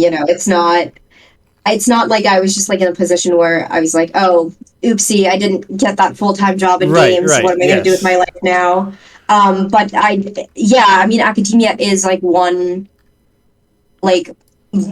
fairly viable way. I mean, it's not getting better there either. That's no. Big, I mean, big that's caveat. just, but but it's like there's some flexibility there too, right? Because I do know people who adjunct, and adjuncting has a lot of issues. That can be very complicated, but also for some people that lifestyle works, right? Because it leaves you enough time to dedicate to your like artistic practice or whatever project-based practice outside of teaching, right? So it's a good supplement for that, right?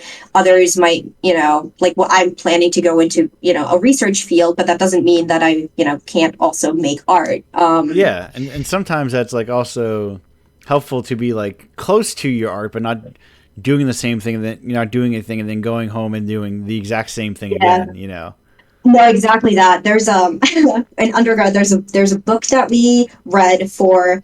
It's kind of like what do you do after you graduate with your art degree kind of class. Right. It's called Artwork. And the only thing I remember from this book was there was a chapter that was like, let's be real, you're getting a BFA in studio art. You're probably going to have to get a day job. The question isn't, will you have to get a day job? The question is, what will you do for a day job? Right. And they were like, you pretty much have 2 choices, like your kind of 2 major choices.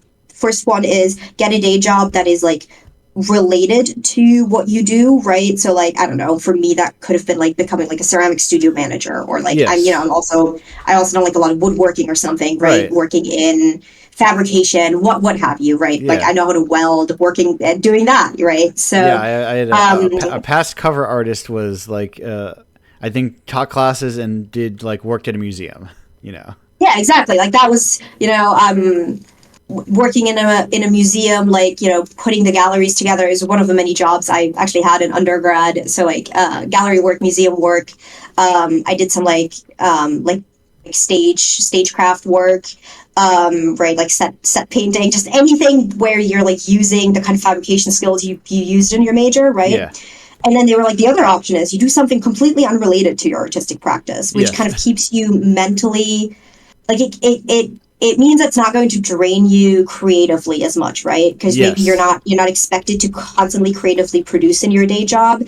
And so, when you go home at the end of the day and you want to then make creative work, right? It's not like you've already had a 40-hour like job suck that all out of you. Yes, And no, that always like stuck with me, and I think it's like really good advice. yes, I think about that. I was actually just talking about this exact thing like very recently. I think a lot about the there's a book, The Years Have Pants by Eddie Campbell, which is like an autobio kind of book by a comic artist, and he did a job working like sheet metal, like pounding sheet metal or whatever, and he's like. Yep. Yeah, I did, and like he told his boss, yeah, I do this job because it's simple and I don't have to think about it, and I can go home and work on art because I just like I don't have to stress about like am I doing this job well enough nor is it like creatively draining, and I think that's like helpful to like because man, jobs are fake though. Like there's all this busy work we made for ourselves, just because we need to have money for some reason, even though our world technically has enough money, but for some reason some people have to have a lot of it, I guess.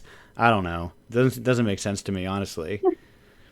This actually kind of brings me back to to my Indiepocalypse game, because it's it's in part about working an office job, right? Which I've done a lot of. I have done all kinds of like university admin and TA kind of like office support for professors and what have you for like the last 10 years, just putting myself through school. Yeah. And so, the game, as I was making it, part of it is, of course, about kind of being kind of miserable working these jobs, right? There's a lot of aspects about it that are like unpleasant, mind-numbing, things that are annoying, right? But at the same time, like, those kinds of jobs did enable me to, to keep making art, to keep going to school, right? To keep kind of pursuing things that I was interested in learning, doing.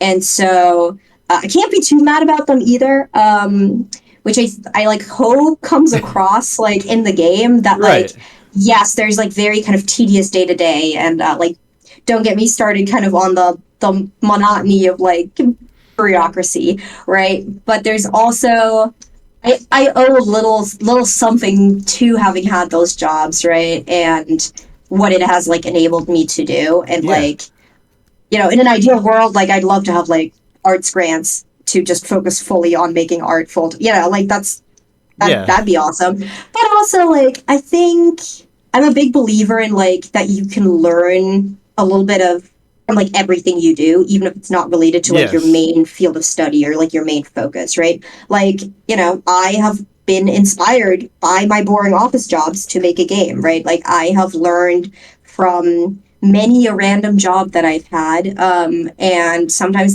those have like inspired me creatively, right? Like when I was in high school, I used to work at a hotel, and then I like wrote a book about it as a high schooler. It was terrible.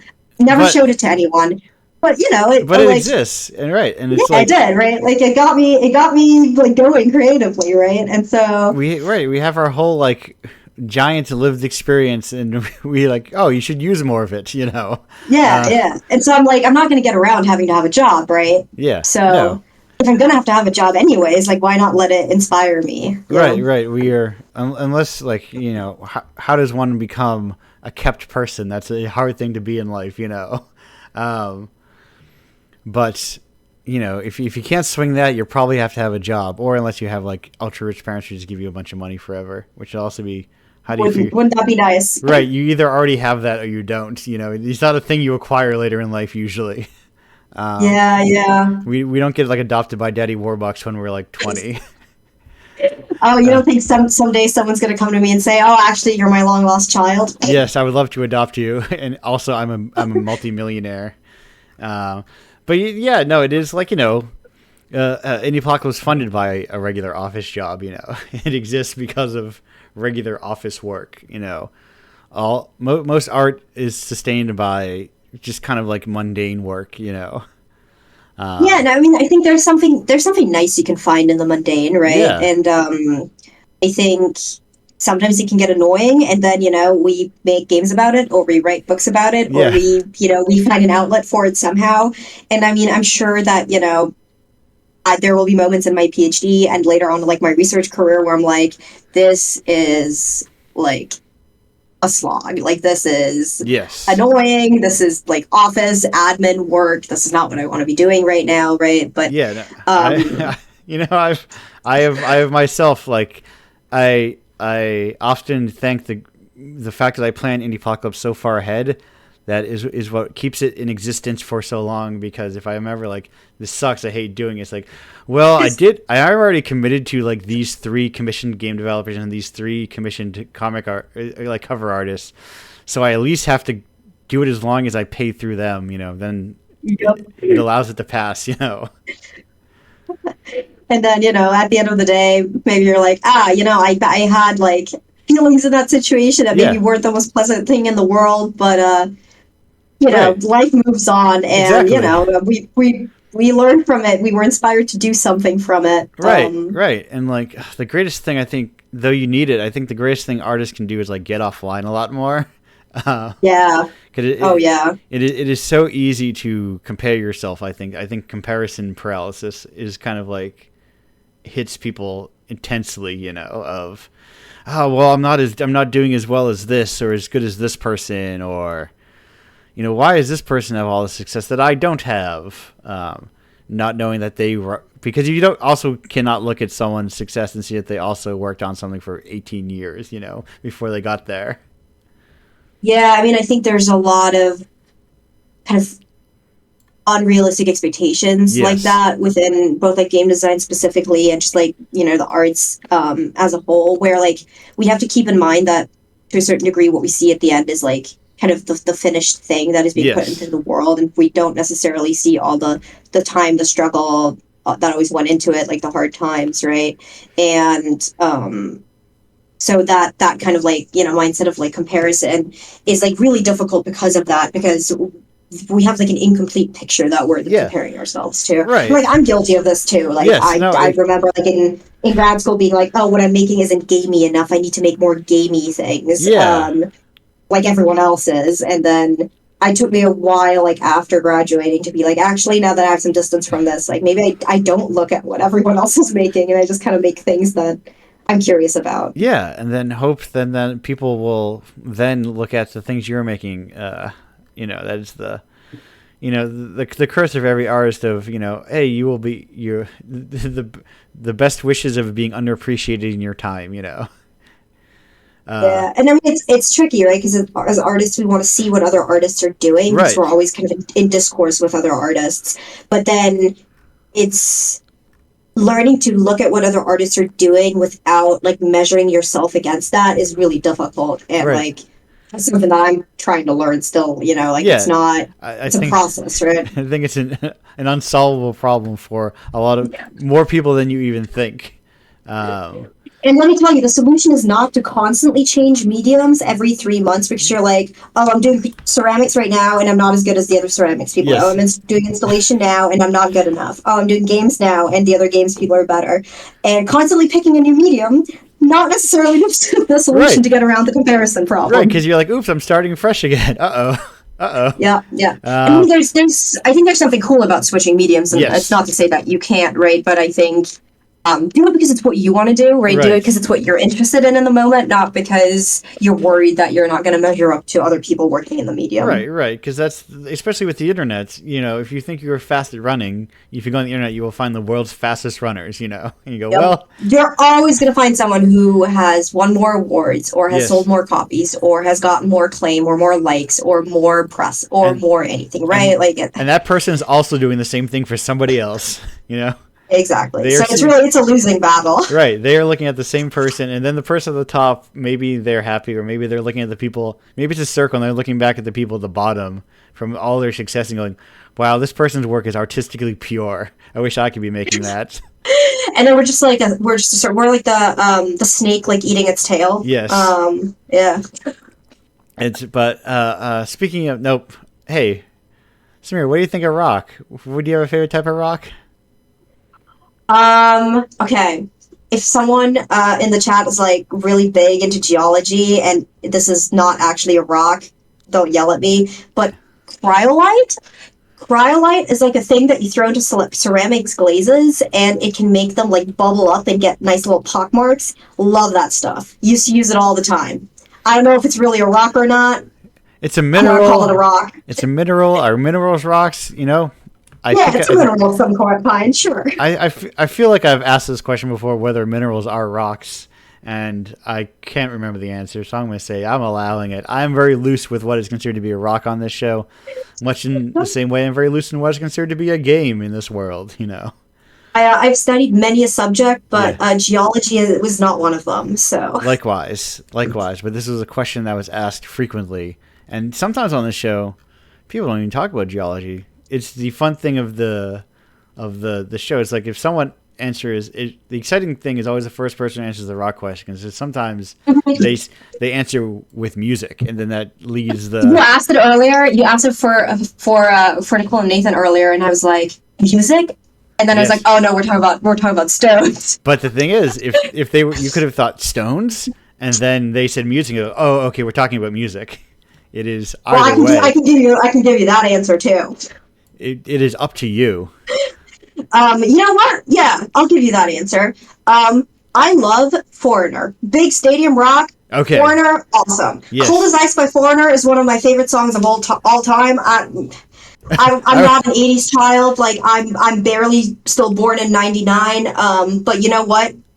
Yes. Love that stuff. It's great. We were just talking about Foreigner this very week, in the weird context of... We're trying to... Anyway, this is a long story to say that we were like trying to... At a table trying to go, what was Meatwad's voice? And we were trying to find his voice, and that there's a Foreigner belt in that show at some point. That's all I remember. That's my experience with Foreigners. I know they have a song Cold as Ice because they use that to make a pool frozen. Great song. To make a pool frozen, I think. I might know 2 lines from it. But hey, Toho, do you know what? Are you familiar with this thing? Do you have a favorite Toho character? So, never played it. Yes. But I did my favorite thing, which is Googling things. Okay, yes. While we're talking. So I know a little bit about what it is now. There's a lot of characters. I was like, I'll just pick like a cute looking one, and then there were so many. I was like, oh, I don't even know what to do. So there was one that was like this purpley angel character thing. Yes. I was like, that's cool.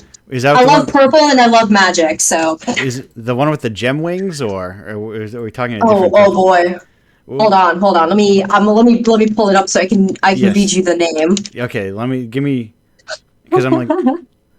I went to the Toho wiki and I looked up characters. Yes. Because Serial. Okay. It's like a purple, creepy angel looking thing. Awesome. Yeah. 6 angel wings or something I read. Okay, that's a lot of angel wings. Yeah. Just like angelic figure. Hell yeah. Yeah, there are like the beauty of it's just a fun little thing with a lot of different characters, and it's just cool designs, the design is sick. Like I saw purple, I saw a magic staff looking thing, I saw angel wings, I was sold. Angel of Death, sick. Yes, and that is also all the way back to original Toho of when it wasn't even a bullet hell. The original Toho was like a brick breaking game with bullet hell elements in it. It was, of course, called Highly Responsive to Prayers, which is also an exceptional name of a game. But thank you. I'm going to... Also, if people need one, I posted in our secret chat, Unnamed Giant Catfish, the unofficial, if I need a favorite Toho character, that is the one I grant upon people. He's just a big old catfish. That said, hey, Samir, thank you for joining me here today. Great to have you on the show. We will, we're going to, they dropped out. Are they returned? I will throw to break myself then. I will see everyone on the other half of another minute 35, give or take. That's good. I was just saying we were going to the break. Goodbye, everyone, for now.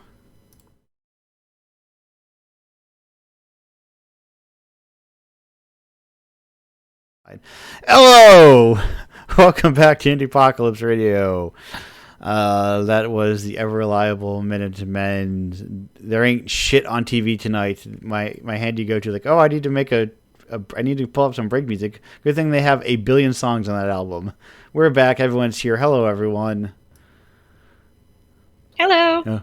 Oh, hi. Yes. Hello. The entire crew is here. We are back on the show of. So I occasionally, usually when we are not coming in, when we're not storming into the group segment in the middle of a conversation, I've come to find a question that I like to ask of people, which is, hey, what's your relationship to Mario? That funny little guy, wears red, blue, runs around a lot, jumps on things. Sometimes he's a cat. Sometimes he's other stuff. What's your relationship to Mario? I grew up playing and loving Mario Party, which Nathan and we have a GameCube still, and so we play a lot of Mario Party and Mario Golf. Yeah, like almost daily. Which definitely would recommend revisiting those. And if anyone out there has a copy of Mario Party 6, we're trying to find it. Yeah, we have bought it twice on eBay. Both times it was scratched, and if anyone out there could help us out, would love that. Is that me? It could even be me. What? I would, okay. I would not help you because I am not. Yeah, I'm not parting with my own. But of course, a copy they want to rehome, we would give it a good home. Right. We're looking through. Listen. The speculative games market has gone too far. We need to get back to rehousing video games. Don't buy games off of eBay. Buy only rehoused games. Must adopt. Don't shop. Yes, exactly.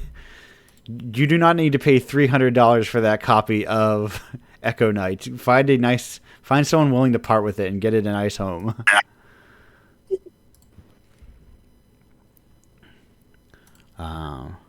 I'm looking to see if I do have Mario Party 6. I'm going through my. Oh, I know how to look for that. I have Libby. I libraried all of my stuff that I have. I have a lot of stuff, and I also, my particular brain likes to organize things in like little groups and categories. Oh yes, indeed. Is that the microphone one? It is, yeah. Okay. All right. Well, we actually have to get off this call because we're coming over to play. So. Okay. Yeah, we're getting in our car right now. Well, we're 4 hours away. We'll see you in 4 hours. Yes, I do know where my GameCube microphone is, of course. I mean, I say that like I didn't know where it is. I do actually know where it is. Because I tried to use it recently to try to play Odama on my computer. Ooh. But I could not get it to work right through Dolphin. Could not figure that one out. So it's just I'd imagine those drivers are long since lost their compatibility layer. Yeah, it was like just me yelling into my like forward in the middle of the night, forward, and accomplishing nothing. That's a funny mental image. Yes, and I say this now, like I knew where it was, but now I'm realizing that I was obviously not using it because I do not have some GameCube to USB adapter. But I probably found it for some reason and realized, oh, wait a minute, this is not going to work. I didn't realize the GameCube had microphones at all. Like, I'm such a games baby. I don't know any older consoles at all. So the GameCube has bongos. Whoa, that's crazy. Yes, there. I only knew that the PS2 had microphones because when I was in elementary school, the thing to do for birthday parties was to play SingStar on the PS2. Okay. That was my very first exposure to video games ever. I never had one. So the 2 times a year that I got invited to someone's birthday party and got to play SingStar, where it was really cool. Is that like a karaoke game? Yeah, it was not as big in the US, I think. It was huge in Europe, though. People still have PS2s just so they can play that game. Yeah, there's it is fascinating to find out the different regional differences. I got very excited having a past guest on the show who grew up in more Eastern Europe and had a Dendy, or at least knew what Dendies were. No. Am I right? Why isn't that not coming up? Oh, right, because I'm typing Dendy. That's why. I'm not typing the right thing. And like the Dendy was like a clone console, like a very prominent like clone NES with a fun little elephant.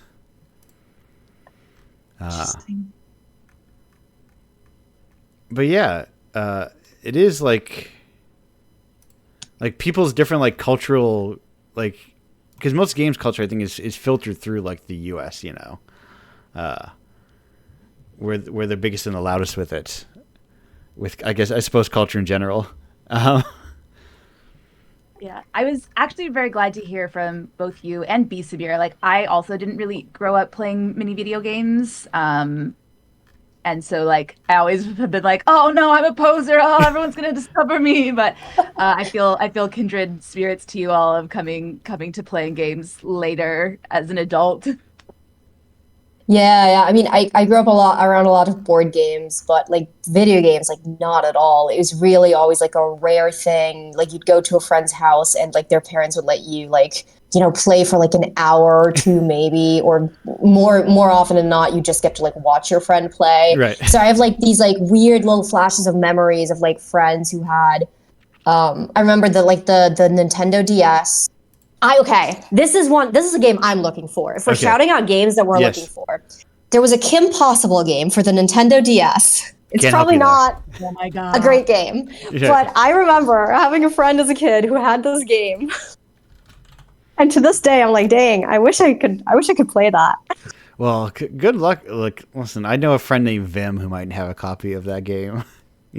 Every time I go to like a lot of like physical media stores, CDs, games, all the good stuff. And whenever I go to one that has a lot of games, I'm just like, Kim Possible anywhere? But no, to this day I've not found it. Yeah, I'm wondering. I think games has a really hard, a big problem of not really well preserving games designed for girls. Yes, I wrote. Yeah, but it is very hard to find those games specifically because they're not considered like real games. Also, I want to say my relationship to games growing up was a bit weirder because I grew up in a pretty small town and I was a weird kid and I was considered like the gamer girl growing up, like my peers. Right.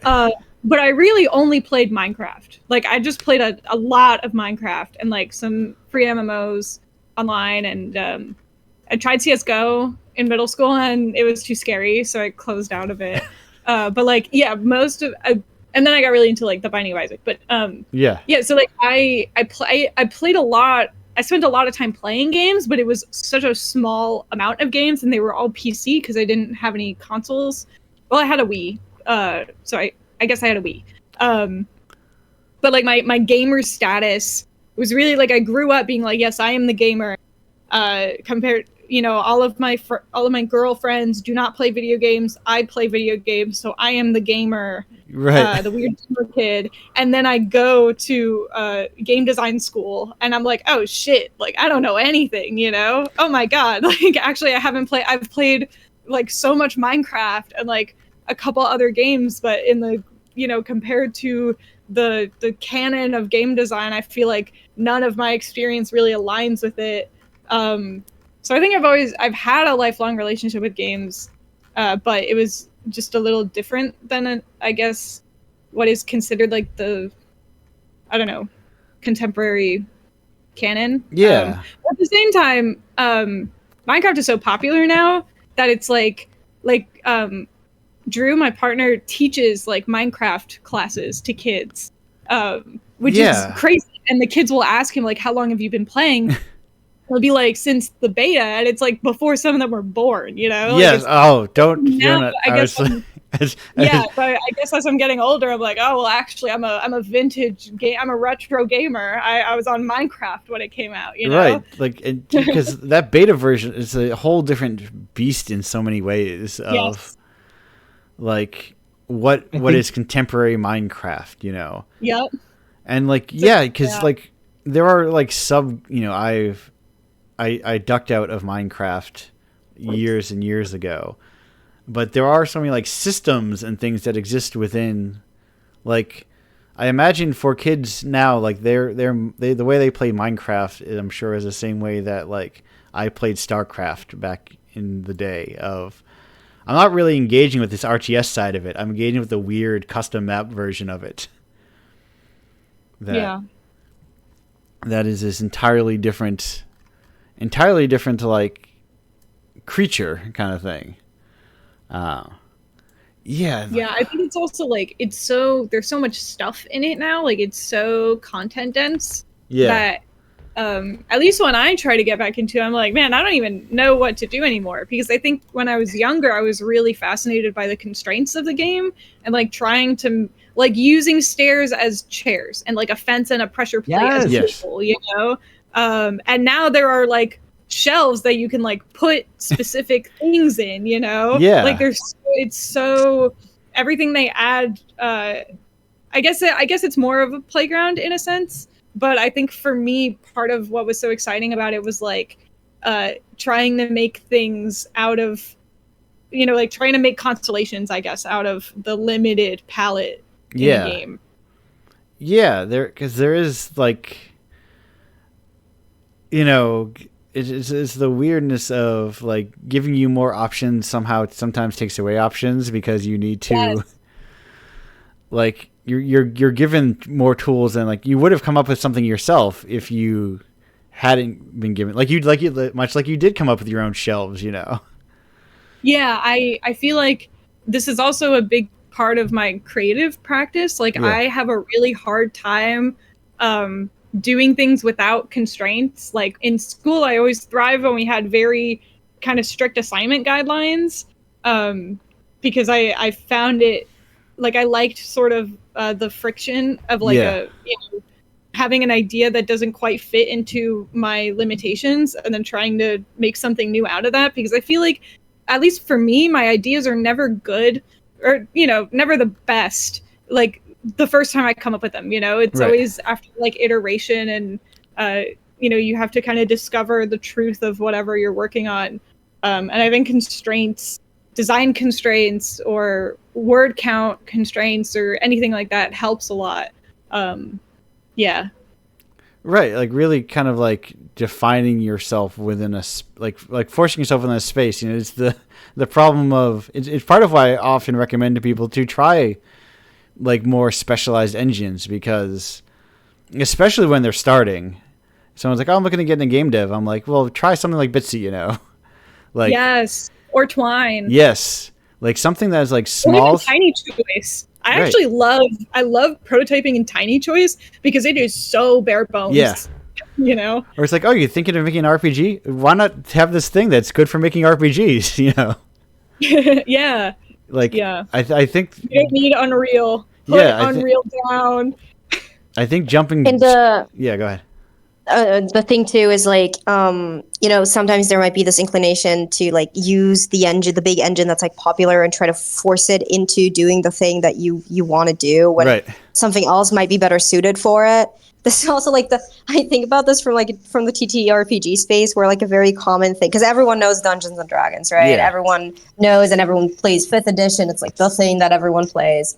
And so a lot of times people will just like try to rejig like the 5e rule set to fit whatever setting it is they want to play, right? Like it's written for kind of very much like a power fantasy kind of campaign, but people do sci-fi with it. People do like modern day, whatever, anything, right? And it's like, okay, yeah, but you could go find a system that is written, designed specifically for the kind of thing that you're actually trying to play, right? Like for the kind of thing that you're making, and that maybe has more constraints, right? That doesn't have this like wide, huge rule set of 5e, but that is shorter, more constraint, whatever, but is actually more made for the thing that you're trying to play. Yeah, like more nailed down, but like, and I mean, tabletop also has the beautiful thing of, you know, we're talking about in the first segment, because it doesn't have like an actual like hard-coded rule set. You can just kind of make stuff up whenever you want, you know, and kind of like change rules as you go. And I think having that kind of like space where you go, okay, I can bump up against some edges and like change, you know, push things around where I can, and then having that space to like play around in, but like not having like the rule book tell you how to do everything. Yeah. Yeah, I mean, I think whether, it's the rules that create the constraints or whether you yourself kind of create the constraints, which is what ends up happening a lot in, like TTRPG or large spaces, right? Like, I think even if we're not like consciously thinking about it, we still have this inclination to create constraints for ourselves. And yeah, I mean, I think constraints are important, not just in like creatively developing your ideas, although like I totally agree with B there. Like I work the same way where I feel like constraints like really help me like hone my ideas, but also just in play itself, right? Like I think people might think that they want the most options possible, Right. but when you really dig down deeper, I don't think people actually want the most options possible. No. Very overwhelmed. Yeah. Yeah.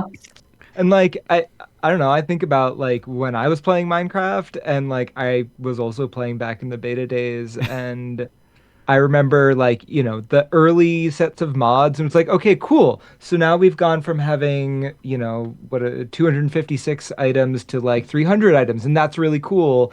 And then you got to like 1,000 items with some mods, and it was like, I can't actually keep all these in my head anymore. Yeah. Like I literally cannot retain what all of the options are that are available to me, and now it's not fun anymore. But when it was 255 items and I knew what each of them was, it was like, how do I make this work? How do I make this work? What can I do with this set of tools? But after a certain amount of, like, I stopped playing for similar reasons, that like after a certain point I was like, there's too many options. I don't know what to do anymore. I'm not like actually having fun. Right. I always, I think the thing that I've run into that I will never, eventually they'll make a game for me specifically that's like, I want to make a rail system and it to be useful for something. And I was like, oh, I made a rail system. What does it do? Oh, I don't know. Well, I guess I'm done. Right. I had fun making the rail system though. That is, I will always, every game I play, I'll like figure out a way to make a very big elaborate machine that like I can use to make parts for the big elaborate machine, and then eventually the point at which I stop playing is the point at which I'm like, well, I've made the big elaborate machine that can make itself. Yeah, it's The like end. it is like sort of like, I think of games that exist as like hobbies, more than like a art piece kind of thing.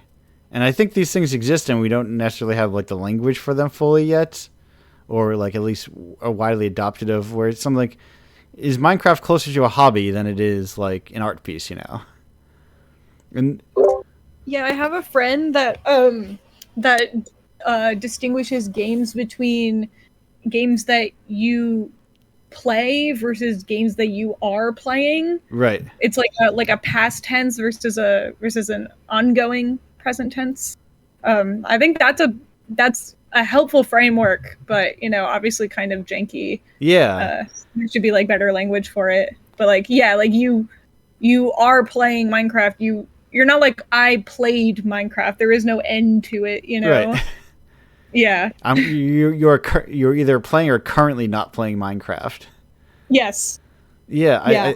I think about it and like, Very zen. yes. Because I think about it from like a time standpoint. Like that is a kind of game where you want it to take up a good amount of time. Like these sort of like hobby games. Yes. Much in the same way that like if you were building like a little model, it'd be a very disappointing hobby if each model was two pieces that you snap together, Yeah, and it's the same with like simulation games. Yeah. Yeah.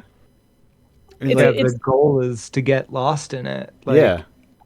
I played mine. I have a lung condition, and like I had a operation, and I was kind of out of commission for about a year, and that was when I played Minecraft a lot. And like the point of it was to get lost in it. It was not to, like, that was the desired effect. Was I'm going to go into this space and just like spend a lot of time there.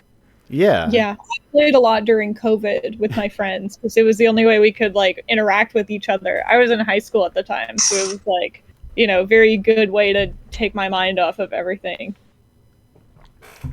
Right. It's like this, games always occupy these various different spaces, but we just sort of like don't have the languages to separate those spaces in the same way easily, even if we like conceptually know they're different.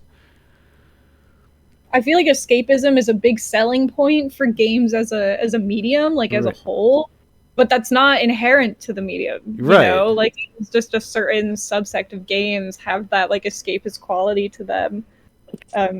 Yeah. Yeah. Like sometimes I do want to sometimes I want to play serious things, sometimes I want to play like a time consuming hobby. Sometimes I want to get into I like stuff for like its sloppy genre quality, in the same way that you'd read like a chunky 400-page genre book, Yeah. We watch a lot of bad sci-fi. Oh, like, yes. A lot of bad sci-fi for basically that exact reason. It's like if there is something starring a second tier 90s Star Trek actor, we will probably watch it immediately. One of my They always favorite. wake up on a spaceship, like no one's around, some weird creature comes. Like they're so formulaic, Yes. and I love them. They're perfect. There were so many. I've part of having an office job is finding ways to fill the 8 hours that are fake, because work is fake. Yes. And if I get very good at my job, it's not like I get to go home early and get paid the same. So you have to find ways to fill 8 hours, So I was playing one of those. I was playing. What was it? I think it was Framed, and it was like so many of these are like fake movies that I've never heard of, and that's all like. There are like infinite movies, depending on what flavor you're going. Same with everything, And sometimes you can find yourself in this hole of like, let me just watch really forgotten by time science fiction schlock from like the 90s and 2000s, It's the best. Yeah. 10 out of 10 experience in Yes. life. No, I had a habit with a friend where a practice we would watch like Hellraiser 1 and then like Hellraiser 7, of watching the first. You skip the middle? Yes, like watching the first like entry of like a pivotal horror movie, then watching like the 18th entry, some where it's like changed hands so many times. Anyone who worked on the original thing is long gone. It's this weird amalgamation of things that you don't even know what it is anymore. It's a fun thing to do, I find. But I think for me, Yeah. the games that end up having like the most escapist quality are things where I can set goals, follow through on those goals, and things work out. The way Right. the way that I wish real life worked, and it never does. right. I think that's maybe part of the appeal for Minecraft too, right? Where you can make a plan, you can do the thing. For me, it's like my big guilty pleasure is Final Fantasy 14. Oh, Where I'm like, oh, I'm gonna set this like goal in the game of like a thing that I'm going to accomplish, level, do whatever, right? And then I just go in and I just kind of like mindlessly follow the steps. And of course, I'm not always in the mood for that, right? Right. Like, but like, the point where I'm like, oh, today is the day for a little bit of escapism. That Yes. kind of like that structure of like, I need to get from A to C or A to F or whatever, right? And these are all the steps on the way. And if I just do the things I'm supposed to do, they'll work out. That's the ultimate Yes. fantasy for me, I think, in games. Like the fantasy isn't like pretending to be like, a knight or like. Actually, the fantasy is pretending to be an elf wizard. I do love a good wizard, but Right. the fantasy isn't the like, oh, let me pretend to be this character and live in this world. For me, the fantasy of video games and like the escapism of it is like that things work out the way I calculate for them to work out. That you can accomplish something and that it'll be finished and then it'll be done. And that if I put in the work, it will work out, right? Yes. It's like if the American dream was real, like wouldn't that be nice? It's not, but in some games it can be. Yeah. In some games, in video games, the meritocracy is real. Yeah. If you do good at things, you do get rewarded. Rather than like, man, imagine Yeah, like if I put in the work, if I grind the same boss fight for 5 hours to try to get like a certain loot drop, like it will happen at some point. I just got to put in the work, right? You will eventually get it, and I mean, there are other people, of course, who are just born into that, and their parents already had all the best loot drops, so they get them for free. Well, you know, they don't. That would be a fascinating, like, if a game lasted long enough to be generational in some way, or just exploring. That's kind of how I play Terraria. Okay, I was gonna say, that's how you can play The Sims, right? Like, if you're like the first generation, you got to like save up for a house, and then later on, your kids just inherit it. Yeah, when I play Terraria, I don't know how to play Terraria, but I have like 200 hours in it, and it's just me playing with my friends who do know how to play, and then once they upgrade their like weapons and tools and armor and stuff, they'll just give me their old stuff. Yeah, so I like entertain myself by like dyeing things different colors and like building stuff, but I don't really, and I kind of know the main like plot beats. Yeah. But I don't know how to summon the wall of flesh. I just know that is like a part of the game, and I contribute to the fight, but like not a lot, you know. Like I kind of like nepo baby my way through Terraria. Right. I have a friend who's going through like Final Fantasy 14 right now because I have an ungodly amount of hours in that game. Yes. I'm just like flying him around, like dropping him off where he needs to go for the story beats, giving him like way too much in-game currency to like buy, fashion. And I'm like, when I started, I had nothing and I had to work my way up. But now I'm passing it on. Back in my day, but I'm passing it on to the next generation now. I had So beautiful. And it's even funny because there is housing in that game, so you can inherit. Very hard to acquire housing, so you can like. I lost my medium house. RIP. I only ever had an apartment. I had to let it go. It was. Now I'm like clicking on FinalFantasy14.com. I have to leave. BlackRock bought your apartment. Yes. All the apartments are now owned. Yeah. They're all the Final Fantasy. You can stay in the Final Fantasy 14 Airbnbs that they own. Yeah, it's all owned by private equity now, and it's just. It is something though. Like, I wish when these things ended, there are like no games that when they end, like that Mega Man game is like the only one I can think of that like shut down and then it was like, oh, here's an offline version that's all the online stuff. That is my personal dream of these things, of an MMO, but it's finished and I can just do everything. I wish I could play Free Realms. That was my like childhood game that I love that no one's ever heard of. It was a free MMO that I was obsessed with, and I wish there was an archive of it somewhere. Right, like. I Final Fantasy 14 is like an interesting example of that because they like nuked their 1.0, yes. right? Like they nuked their original version of the game. And so now really the only way to access anything about it is like the little bit of video footage that's like left of people playing it, right? Like you can't play it anymore. And I think there's something interesting about that. I'm a big fan of like ephemerality, and I think it is cool. But I think you brought it up earlier at some point that like archiving is also kind of like a tricky thing. Like you mentioned it in specifically like regarding like games for girls, but like just in general, I think we're not great about archiving games. And I know that there are like moves being made to like, work on that and kind of discuss like what does archiving games look like. Right. But and with these like online only games, it's difficult. And part of me is like, yeah, I wish that I could access it like offline and just keep replaying certain things forever. I think there's something kind of poetic about at some point it's going to get nuked. The servers are going to go down. The entire world is going to disappear. I don't know. It's kind of interesting. Yeah. I mean, it's how theater works is like at the end of the run, everything gets loaded into a dumpster and then the show is gone. You can never recreate that. And it's like the problem I think is that like most of the time that's good. And every once in a while, there's like one thing that's just like so special that you wish it could last. Right. But isn't that like its own constraint? Like the ephemerality is its own constraint of it? Yeah.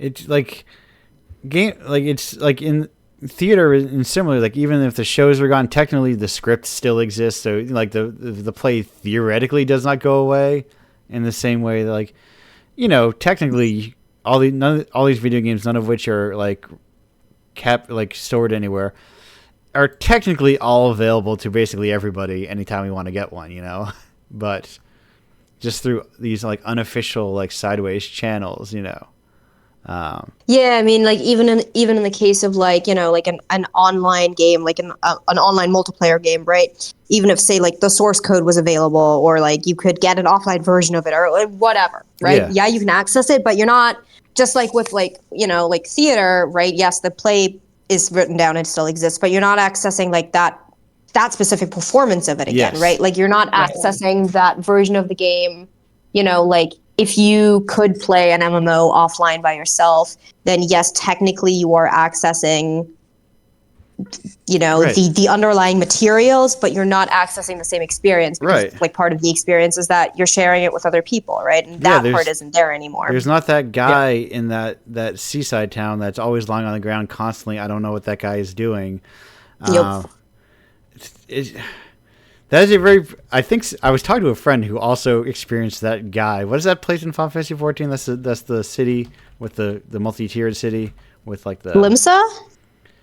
Limsa, yes. Like the ocean one, yeah. Yes. It's Limsa. Yeah, when I was playing, there was like, no matter when I was playing, there was always this guy lying down, like in the town center. I don't know why. I would jump over him as I was walking past. A lot of other people would jump over him. But there's just this dude sitting there, lying down. And that is the part that you would not get in the offline version. That is a thing I think about that game more than like some story beats, is this guy lying down in the middle of the city, Yeah, it almost becomes like a landmark in the game, right? Yeah. And like human beings, we're okay sometimes. I think that way too, from like an installation art lens, right? Yeah. Because I used to make a lot of site specific work, and even if you like keep pieces of that site specific work like to recreate somewhere else at some point, it's never going to be. It's like a little. It's not quite Ship of Theseus, but like a little bit, right? Like you're recreating, maybe switching out some stuff, but like it's not the exact same thing that it was, the first time. Every time you rebuild it, I guess it's a little different, right? Yeah. And so you're responding to a site, every site is different. So yeah. And so like there's something interesting about that too, right? Like the inherent ephemerality of that, where I don't know, like for my like my the last installation that I did had all these like fake museum pieces that I like made to put on display in the space, right? Yeah. But so integral to the way it was all set up was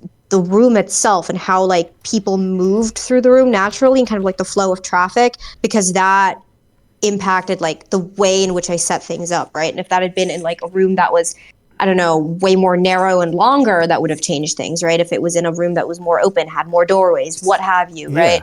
Like it would, even though it's the same like props and pieces that I'm arranging in the space, it's not really the same work because the site is different and it's, Like the time and space is different. Like the time and context that like I've done so many projects where, at the time, just because like there's something going on in the cultural conversation, or there's just something like happening in that town or that with that group of people that makes a project like really electric and exciting. And then like, sometimes in theater you get really lucky and a producer will show up and be like, let's remount this. Here's a very large check.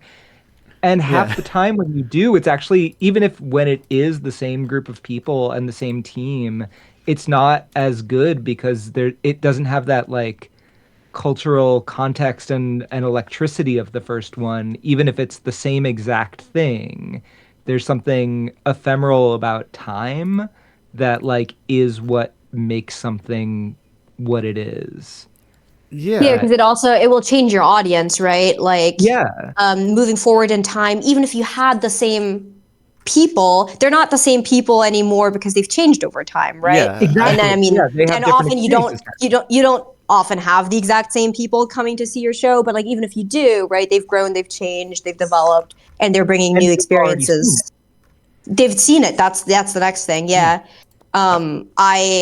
I think that's an interesting experience to have in like LARPing sometimes, where like it's very interesting to play a game with people who have played that game before versus people who are playing it for the first time. And like how they approach, their characters and kind of their interactions, knowing what they know or not knowing what they don't know. Right. And like it's why art so consistently gets reevaluated over time constantly. Like, oh, this thing's good now, or this thing's bad now, or this thing is like, it goes through art pieces of art go through like ebbs and flows of people's interest in them. I mean, it's always a conversation, right? Yeah. But the conversation changes. Right. And like the context around them changes. Maybe something inspired by something that was like obscure gets big, and then people go, oh, well, what is this inspiration? And then and sometimes just being like surrounded by similar works kind of like has an impact on how people view an individual work. I've been thinking a lot about that as people rediscover like more like overlooked like survival horror games of like this sort of like PS2 era and stuff, as people like get very into like Haunting Ground, which kind of the same thing that y'all were talking about earlier with Nick Cage, where like 10 years ago he was a joke, and not to me. I know, or me, but we were all guilty. The cultural conversation. I was a believer all along. I watched National Treasure as a kid, and I believed. You're right. Now we all know and agree. Like, not a single person, when you brought up Nick Cage, was like, I'm not a fan. Like, all five of us agree that Nick Cage is a genius, because now the cultural conversation has evolved and we can see his body of work in its totality. Yeah. But like 15 years ago, all of us who are and have been and remain and will be true believers till the day we die, we would have been the weird people at the party. Everyone would have laughed at us. And now everyone listening to this is like, yeah, Nick Cage, he's great. Wild at Heart, best movie ever. Right. But that wasn't the case 10 years ago. Right. And it's not like it was like, oh, he's making good stuff now. It's like, no, he was always making good stuff. You just weird. Like, I think weird art has that impact on people, I think like a good practice is like looking at like critical, like aggregate critical list, like retrospective critical lists, and looking at like top selling lists from those years in different mediums, and seeing how often those two things don't interact, or not don't interact. What's the word I'm looking for? Overlap. That's the word. Thank you. I was like, intersect. Intersect also might have worked. Well, it would also be working. Yeah. How often those two things don't overlap? And I think that's the thing that, like, when we talk about preservation of media, like we're sort of talking about preserving our memory of the experience of that media, not necessarily the media itself. Yes. And like, that's really, it's deeply human, but it's also like actually impossible. I think constantly. Yeah. I had a really one of my biggest childhood memories was watching one of my neighbors beat Mario 3. Like, all the kids in the neighborhood gathered in their basement, and we just like watched someone beat Mario 3, and the suspense and drama of that was so formative that I have no interest in ever playing Mario 3 again, because that moment could not be recreated, it could not be recaptured, it could not be preserved. Yeah. And it was perfect. Yes, because that is, I think, a lot about like having something available is like the tiniest first step towards preservation. I think the simple idea of I think like if something is available on the Internet Archive but nobody is talking about it, is it actually preserved? You know? Yeah, I think a lot about this in terms of Gamergate. I think like, because I feel like my generation and people younger than me aren't as familiar with Gamergate as we should be, considering it is the backdrop of like our current political climate. Yes. You know? Like, I only really know about it because I'm in press, and I was like, I need to understand why people are like harassing me online. Let me go actually find out what Gamergate was about. Yeah. And and it's like, stuff like that is, is it really preserved if we're not still talking about it? Not to say that people aren't talking about it, but if like the context is lost, if the context, or we've like lost what it was. We go, it gets too simplified, of, this was just a thing like that happens. Like, no, this is a thing that's still happening constantly. Yes. Yeah. Gamergate is arguably still ongoing. Yes. Arguably will never stop. It's just yes. The entity known, the cultural movement and entity known as Gamergate is perhaps stopped, but the overlying culture behind it is, for worse or for worse, thriving. Political culture in our country. Yes. Yes. Yeah. But I think people, because they give it a name and go, no one uses that name anymore, but that still exists everywhere. That's, whatever. A woke game detector is Gamergate under a different name, Yes. It is the same exact culture. And the same exact people in a lot of cases. Right. It's the broadest, like, what's the word I'm looking for? Like the commoditization of like cultural warfare, Yeah. Yeah, there are so many, like, people make livings off of screenshotting like Kotaku articles and being like, this is wrong. Big journalism is trying to tell you lies or whatever. Yes. Like, this review is, like r/Kotaku in action is still thriving. All of that. I found a website where there's a, I was like, let me find a woke website, and there's a pro version of it, Oh wow! So there, in theory, people are paying for it and it is like this nonsense of, like, you need to win a culture war of. Did you know that the Odyssey is 7 out of 10 woke, whatever that means? Wow. 7 woke points. It is 7 out of 10 woke points, and is currently underperforming, supposedly. And also, like, that whole whole wave of freaks is like, it takes away so much from actual critical conversation. Yes. Like, if we want to talk about the wokeness of the Odyssey, we have to talk about like the pollution that the production committed, Right. All of the plastic waste, and we have to talk about the stolen artifacts that Zendaya wore on the red carpet that were like stolen, disfigured. Like, there are all of these things that I feel like, you spend so much time rallying against these insane human beings who are like, everything is evil, the woke mob, whatever, that you have no energy to actually criticize things. Right, afterwards. right. Or if you you have to be like, say for instance, you like, I did not like Lupita's performance in Odyssey, but not for that reason. You have to. Right. Yeah. Right. I often feel like there's this inclination to be like defensive about works of art that I didn't even particularly enjoy, right? Just because, like, there's this cultural like backlash that I'm like, well, hold on, you're an asshole. But, like, I don't like the reason you don't like it. Yeah. I didn't like it because of the cinematography. Like, what? Yeah, I feel like I run into this a lot as a critic because I try to look at games as art, because that is my background, and games are art, obviously. And I think a lot of times my readers will not have the same approach.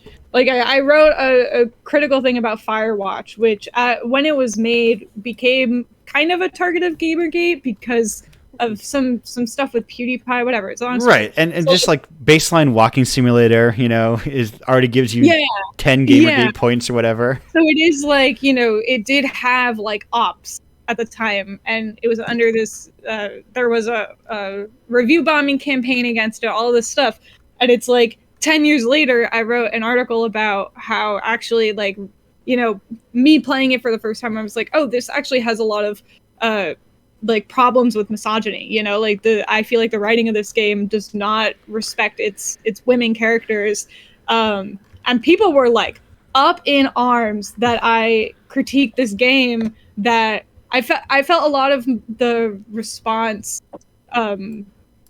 Like my impression of it was people were like, this is a perfectly good game. Why are you being mean to it? And it's like, well, what is the point of criticizing things? If there are things that cannot be touched, Yes, I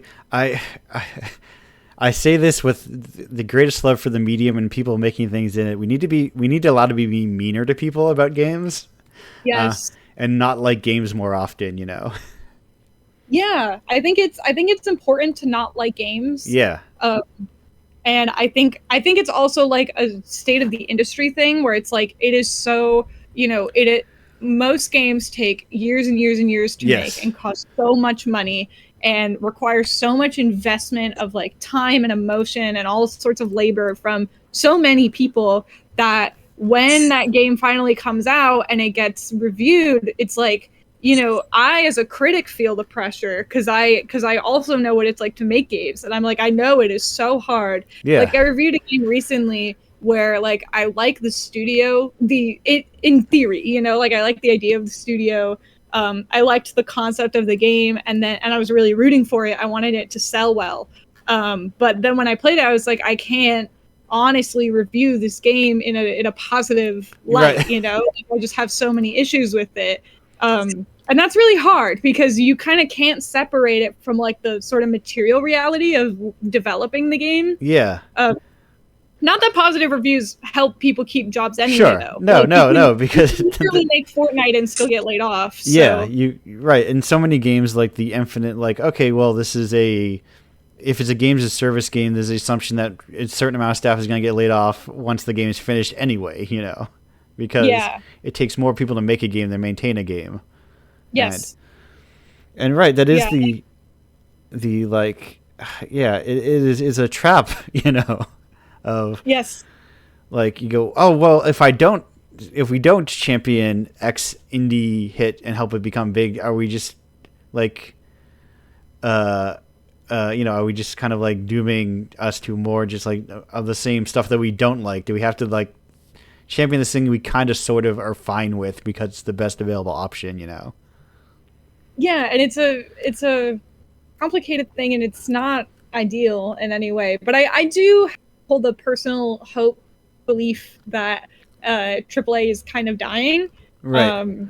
As like, like I'm thinking about like how Mecha Chameleon sold more copies than like any other game. I think this year or something crazy like that. Like it was crazy, Yeah. This like really terrible game. I say affectionately. I played it a couple times, and I'm like, how did this get made? How did anyone pick this up? It's like, oh my gosh, it has so many problems. But it's like I feel like people are generally less interested now in like the next God of War or the next Call of Duty, because it's like, these big series of games are kind of becoming indistinguishable from one another. At least to me. Yes. And I think players are feeling that too. I think GTA, I read something somewhere that like GTA 6 will probably be the last big hit game, like highly anticipated. We were talking about this morning, yeah. Yeah. I must have read the same thing as you, yeah. Yeah, it's a good piece. Like the industry is not going to look like this. The thing too is like with how long it's taking for these games to get made. Like, I mean, how long has it been since GTA 5, right? Like, I don't even like was 20 more? Yeah, it was more. It was like 2014 or something, I think, that it came out. yeah, it's been so long, right? The expectations are so high. You know, the other one that I that I could think of is like Starfield, right? Because it was so long since like, you know, there's been anything like super big. Like it was there was like Skyrim and then like Fallout 4, I guess. Right. But it was I mean, I think Starfield they were making for like 8 years or something, and the hype just had gotten so big, right? The expectations get so big that like it's just like I think it's inevitable that like there's going to be like a crash at the end of that, right? Like if you have such a long kind of build up and expectations are so high, like people will get disillusioned with it because they've built it up in their head for so long that like that process just isn't sustainable, right? Like the development timelines that these AAA games are under like operating under aren't sustainable, but also like the way it's building up like player expectations aren't going to be sustainable because they will be disappointed, you know, because it's just these timelines where people have like completely unrealistic expectations of what the game is going to be. And also like I am not convinced that, you know, a 12-year development timeline automatically leads to a better game, right? Yeah, no, that's in fact I think if you have too much time to tinker with something, it often like ends up to a worse result because you have too much time to overthink and redo. Yeah, and, it's the curse there's thing. there's a word in German that is a combination of to make worse and to make better.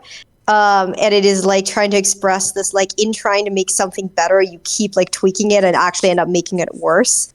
And I feel like that's just what's happening. Yes, and it's going to crash out. Yeah. Well, it's because we forget that like flaws are integral to a work of art. That like the things that you remember, or Andrew, that you were talking about, like the guy in Final Fantasy 14 that you think about more than anything. Like it's the weird thing that doesn't totally make sense.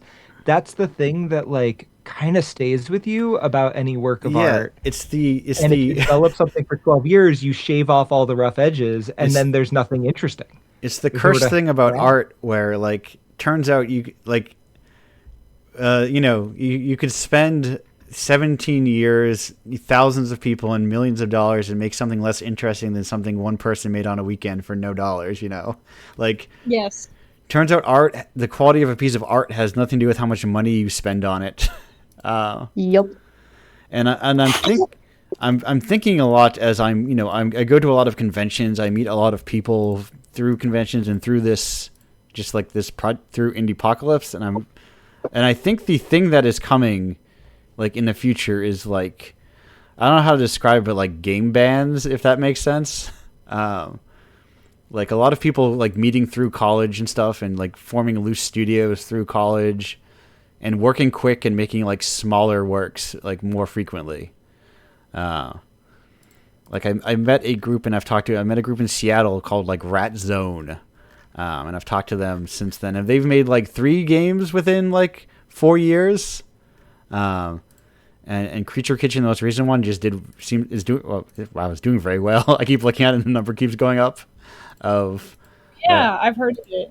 Yeah, but you know they operate on like small scale and just like small scale, quick like game development. And I remember like the whole idea with Peak was that like the 2 studios were like, we need to get together and make something quick because I think AgroCrab was like, we made another Crab's Treasure and we spent so long on it, and then, you know, it didn't do as well as we wanted it to, and then we saw that, I forget the other studio, and I forget the game that they made. Was it Repo? Is it the Repo studio? Landfall? I'll look.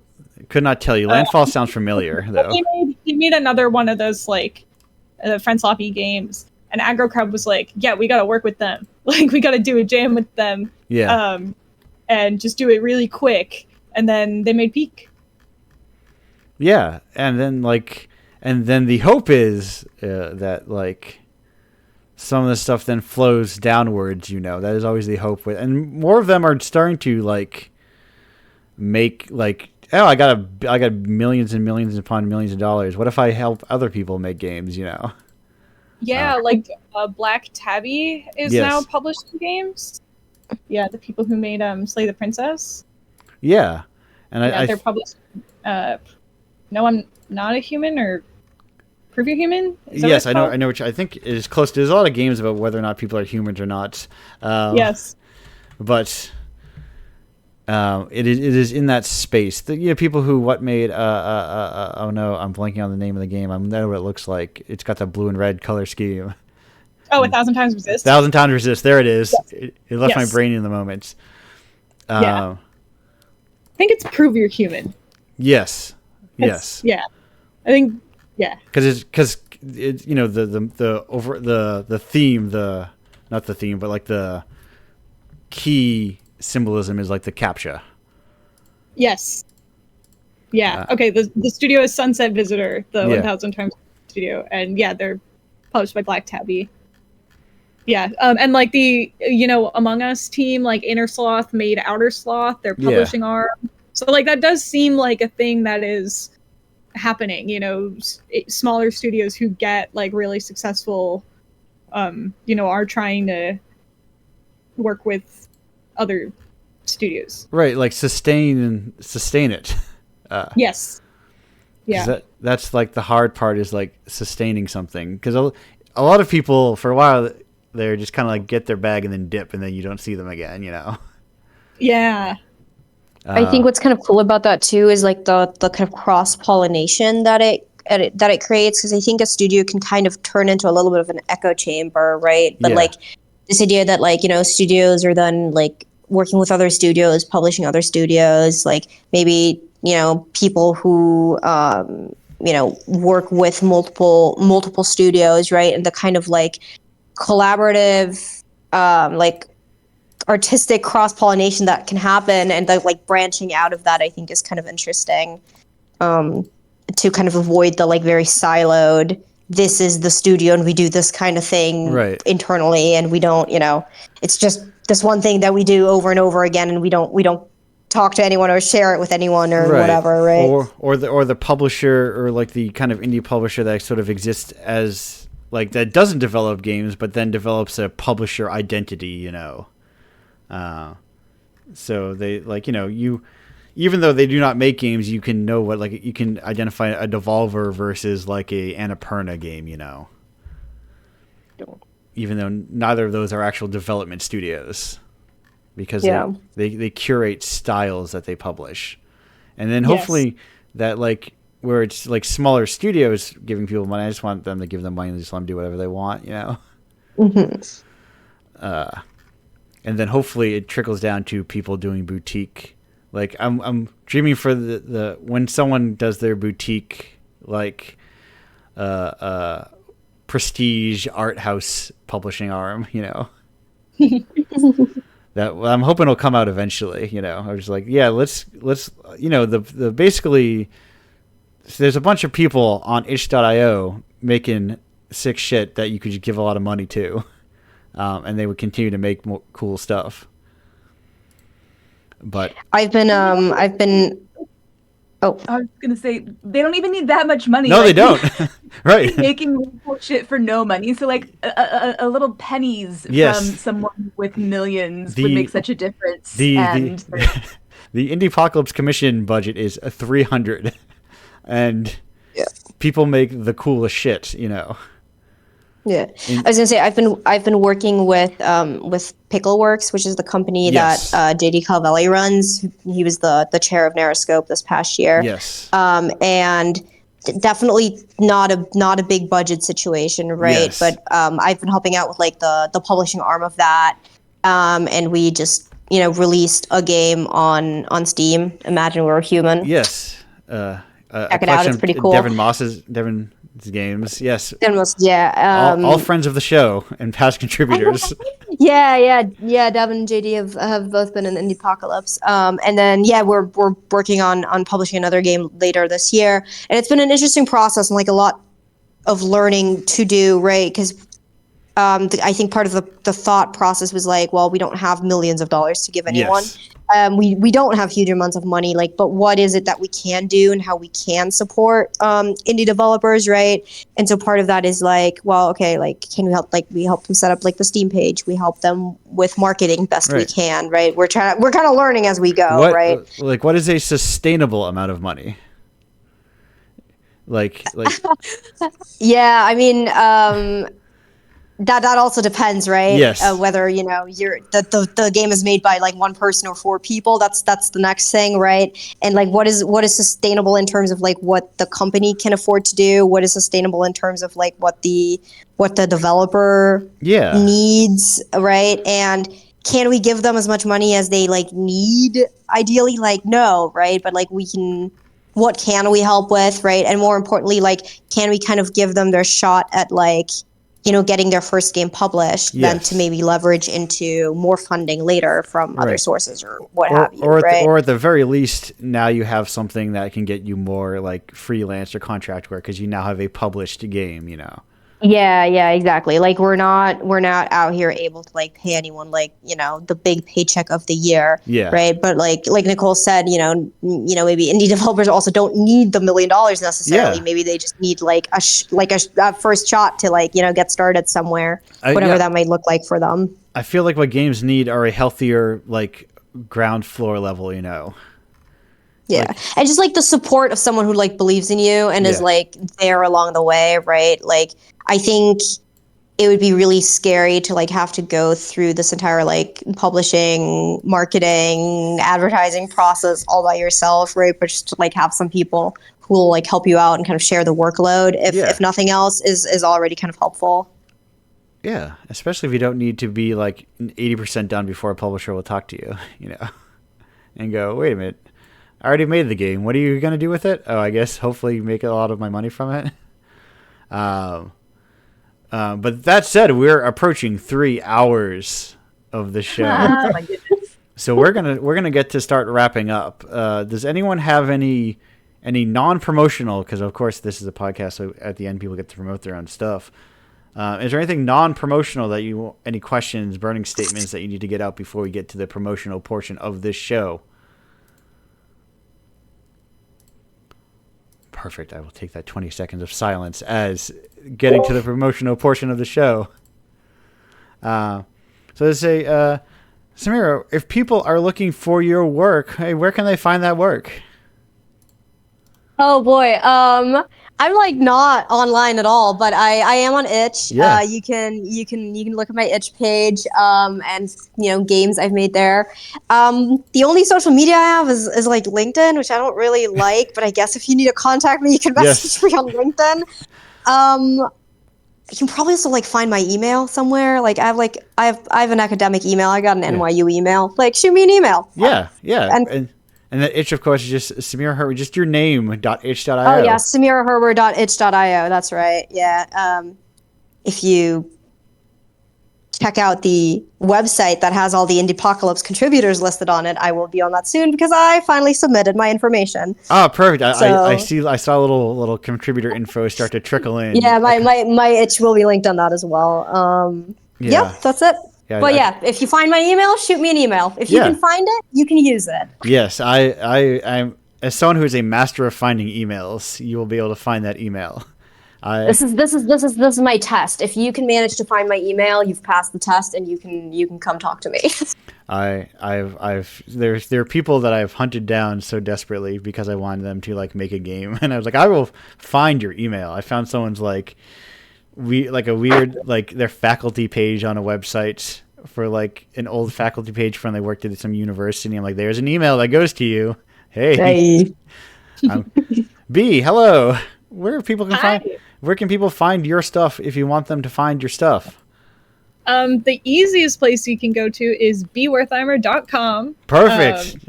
All my stuff is there. I'm on Blue Sky, unfortunately. I'm on Itch. I'm on Muckrack, but I also have a page on my site with all of my articles too. My email is on there. I have a blog where I try to every week write about whatever movies or shows or books or games I've read or watched or played that week that nobody reads. It's a little. I love my little blog. Yeah, it is fun to do things that are content that maybe nobody cares about. Yes, but if you're looking for, I guess, a recommendation for something, yeah, I wrote about the lighthouse recently. It was good. I'm looking at that. Oh, man, the lighthouse. Yeah, go to my website, please. I'm so proud of it. I love to remake my website all the time. It's an obsession of mine. I'm trying really hard to hold out onto this one for as long as possible because I really cannot afford to spend the time making it again. So, and it's a good website. Thank you very much. Thank you. It's got a. I like people bringing back websites as like a reflection of themselves. Yes, I am a big fan of the personal website. I am very inspired by Everest Pipkin. Yes. Yeah, their stuff is so cool, and their website. They actually helped me learn how to make websites. So yeah, my inspo. Yeah, you can still make websites. Yes, you should make website. Please make your own website. I don't want to talk to you on Blue Sky. Yeah. I want to email you. You can also find my email on my website. It's just my name at Gmail. And I also have a Ziff Davis email if you have any, I guess, like business inquiries. Right. Or you want to put me on your mailing list or something for PC Mag. Yeah. Yeah, it's like I think things like Blue Sky are a great place to meet people, a terrible place to talk to people. Yes, absolutely. My solution is images over DMs there. Yeah. How am I supposed to send you my awesome cat reaction images? Correct. My solution is to say, for instance, invent a radio show, invite people on to talk for 3 hours. But not everyone has to do it. There are ways in between that. Ways in between being my deranged solutions to things. I think it's a great solution. This is so much fun. I love it. Thank you for having me, by the way. Thank you for being on it. Like there are people who like circle my like periphery for so long that like I know about, but like I need to put them, like for instance, seeing them at Narrowscope puts them in my brain at the right time to be like mostly it's just like when people are not within Indiepocalypse, where I just have all their emails ready at hand and I have like a spreadsheet. My radio show spreadsheet has all their names because I do want to invite them at least once. People outside that take so long to sometimes get on this show. But then I'm always glad. I'm like, it's glad to finally have them on the show. Speaking of people on the show, new people on the show, newly within my orbit, Nathan, Nicole, where can people find your stuff if you want to point them to that stuff? We're Cirquesaw, cirquesaw.com. It's spelled CIRQUESAW. Yes. We have Cirquesaw.com. We're Cirquesaw on all the social channels on Instagram. We have a Discord as well. That's a pretty fun, cool place that we've been hanging out since social media is a wasteland. And you can join that from our website as well. And we have a performance of Lab Rats coming up August 10th, 8 p.m. Eastern time. Yeah, so we also have a couple like short interactive fiction pieces on our itch and stuff like that. But come see Lab Rats. That's the main thing, and yeah, for night. Perfect. Yes, if you are getting to very hyper specific, if you are in the online, right? It's an online. I was thinking it was in person. So anyone listening, online, you can join from anywhere. We do weekend afternoon shows usually in like cooler weather for so more European audiences can join. But our next one's 8 p.m. Yeah, we're in warmer months. We're scheduling them like one a month, and then when it's colder, it's like one a week. Perfect. Yeah, that's similar. While the show is midday, I can't account for every single time zone, but this catches U.S. and Europe, so catches a good number of people. Until they solve the rotation of the Earth problem. Yes. You God, I wish. My number one fumble organizing Narrowscope was that I constantly got confused with time zones because I've been in Europe the past year. Yeah. And everyone else on the committee was East Coast, but then I also was working with someone in Australia for a while, and I'm not a dumb person generally, but time zones, they get me. At least you have an excuse. I always get UTC mixed up because of daylight savings. Yes. Yeah. I used to I hear they're finally getting rid of it, daylight savings. So we could be in for some big moves. I used to type EST just by default, just because in my brain EST and EDT were the same thing. I just typed EST, but there was I discovered that EDT existed yesterday. Okay, I discovered Amazing. it some years ago because someone was misscheduled because I was typing EST, so now I just type ET. Yeah, me too. Yeah, I just write Eastern for the same reason because someone yelled at me when I screwed it up, and I was like, "Wait, what do you mean? It's You're right. they're different."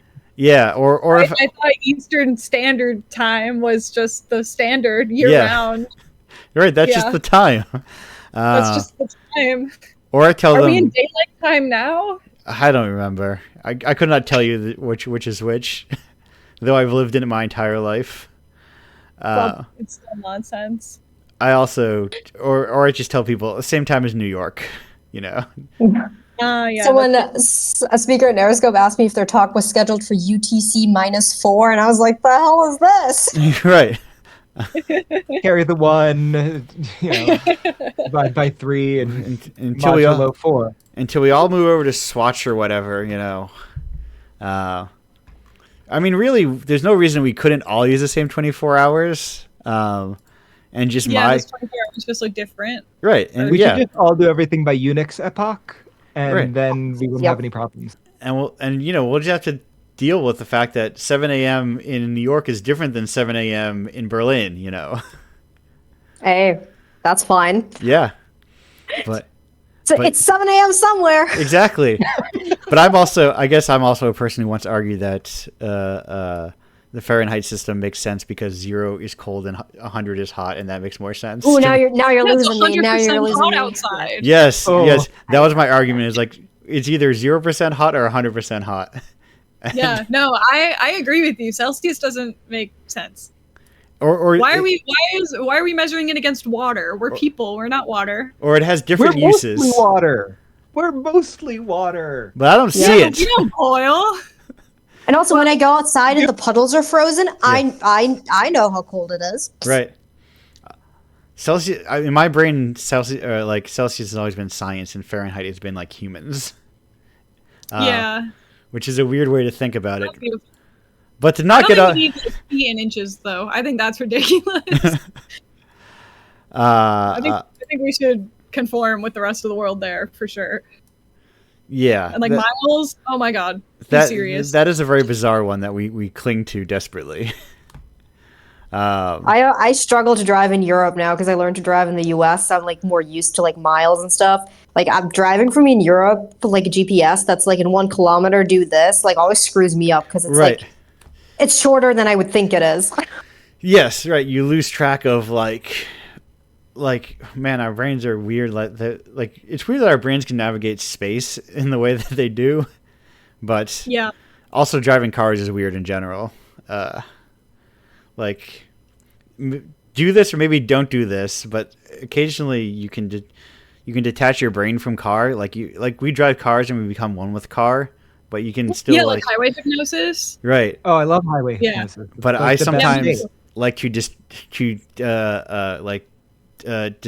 disconnect myself from car and recognize it's a device that I'm controlling, and it becomes very weird, and I can't do it for very long, or it freaks me out. I feel like there's a game idea in this. Yes, it's not dissimilar from a car experience. I was going to say not dissimilar from Adam Pipe's car game, perhaps. If you've ever played car game, no, it's cool. I mean, you probably know Adam Pipe does a lot of cool stuff. Most recent release, outwards releases, No Player Online got published and remade, but there's a lot of people doing cool stuff in the world, you know. Speaking of people doing cool stuff and also past contributors, I suppose, Indiepocalypse is a thing you can buy if you go on the internet, or to a local event near you, a gaming event. Indiepocalypse.com is a great place to buy said thing.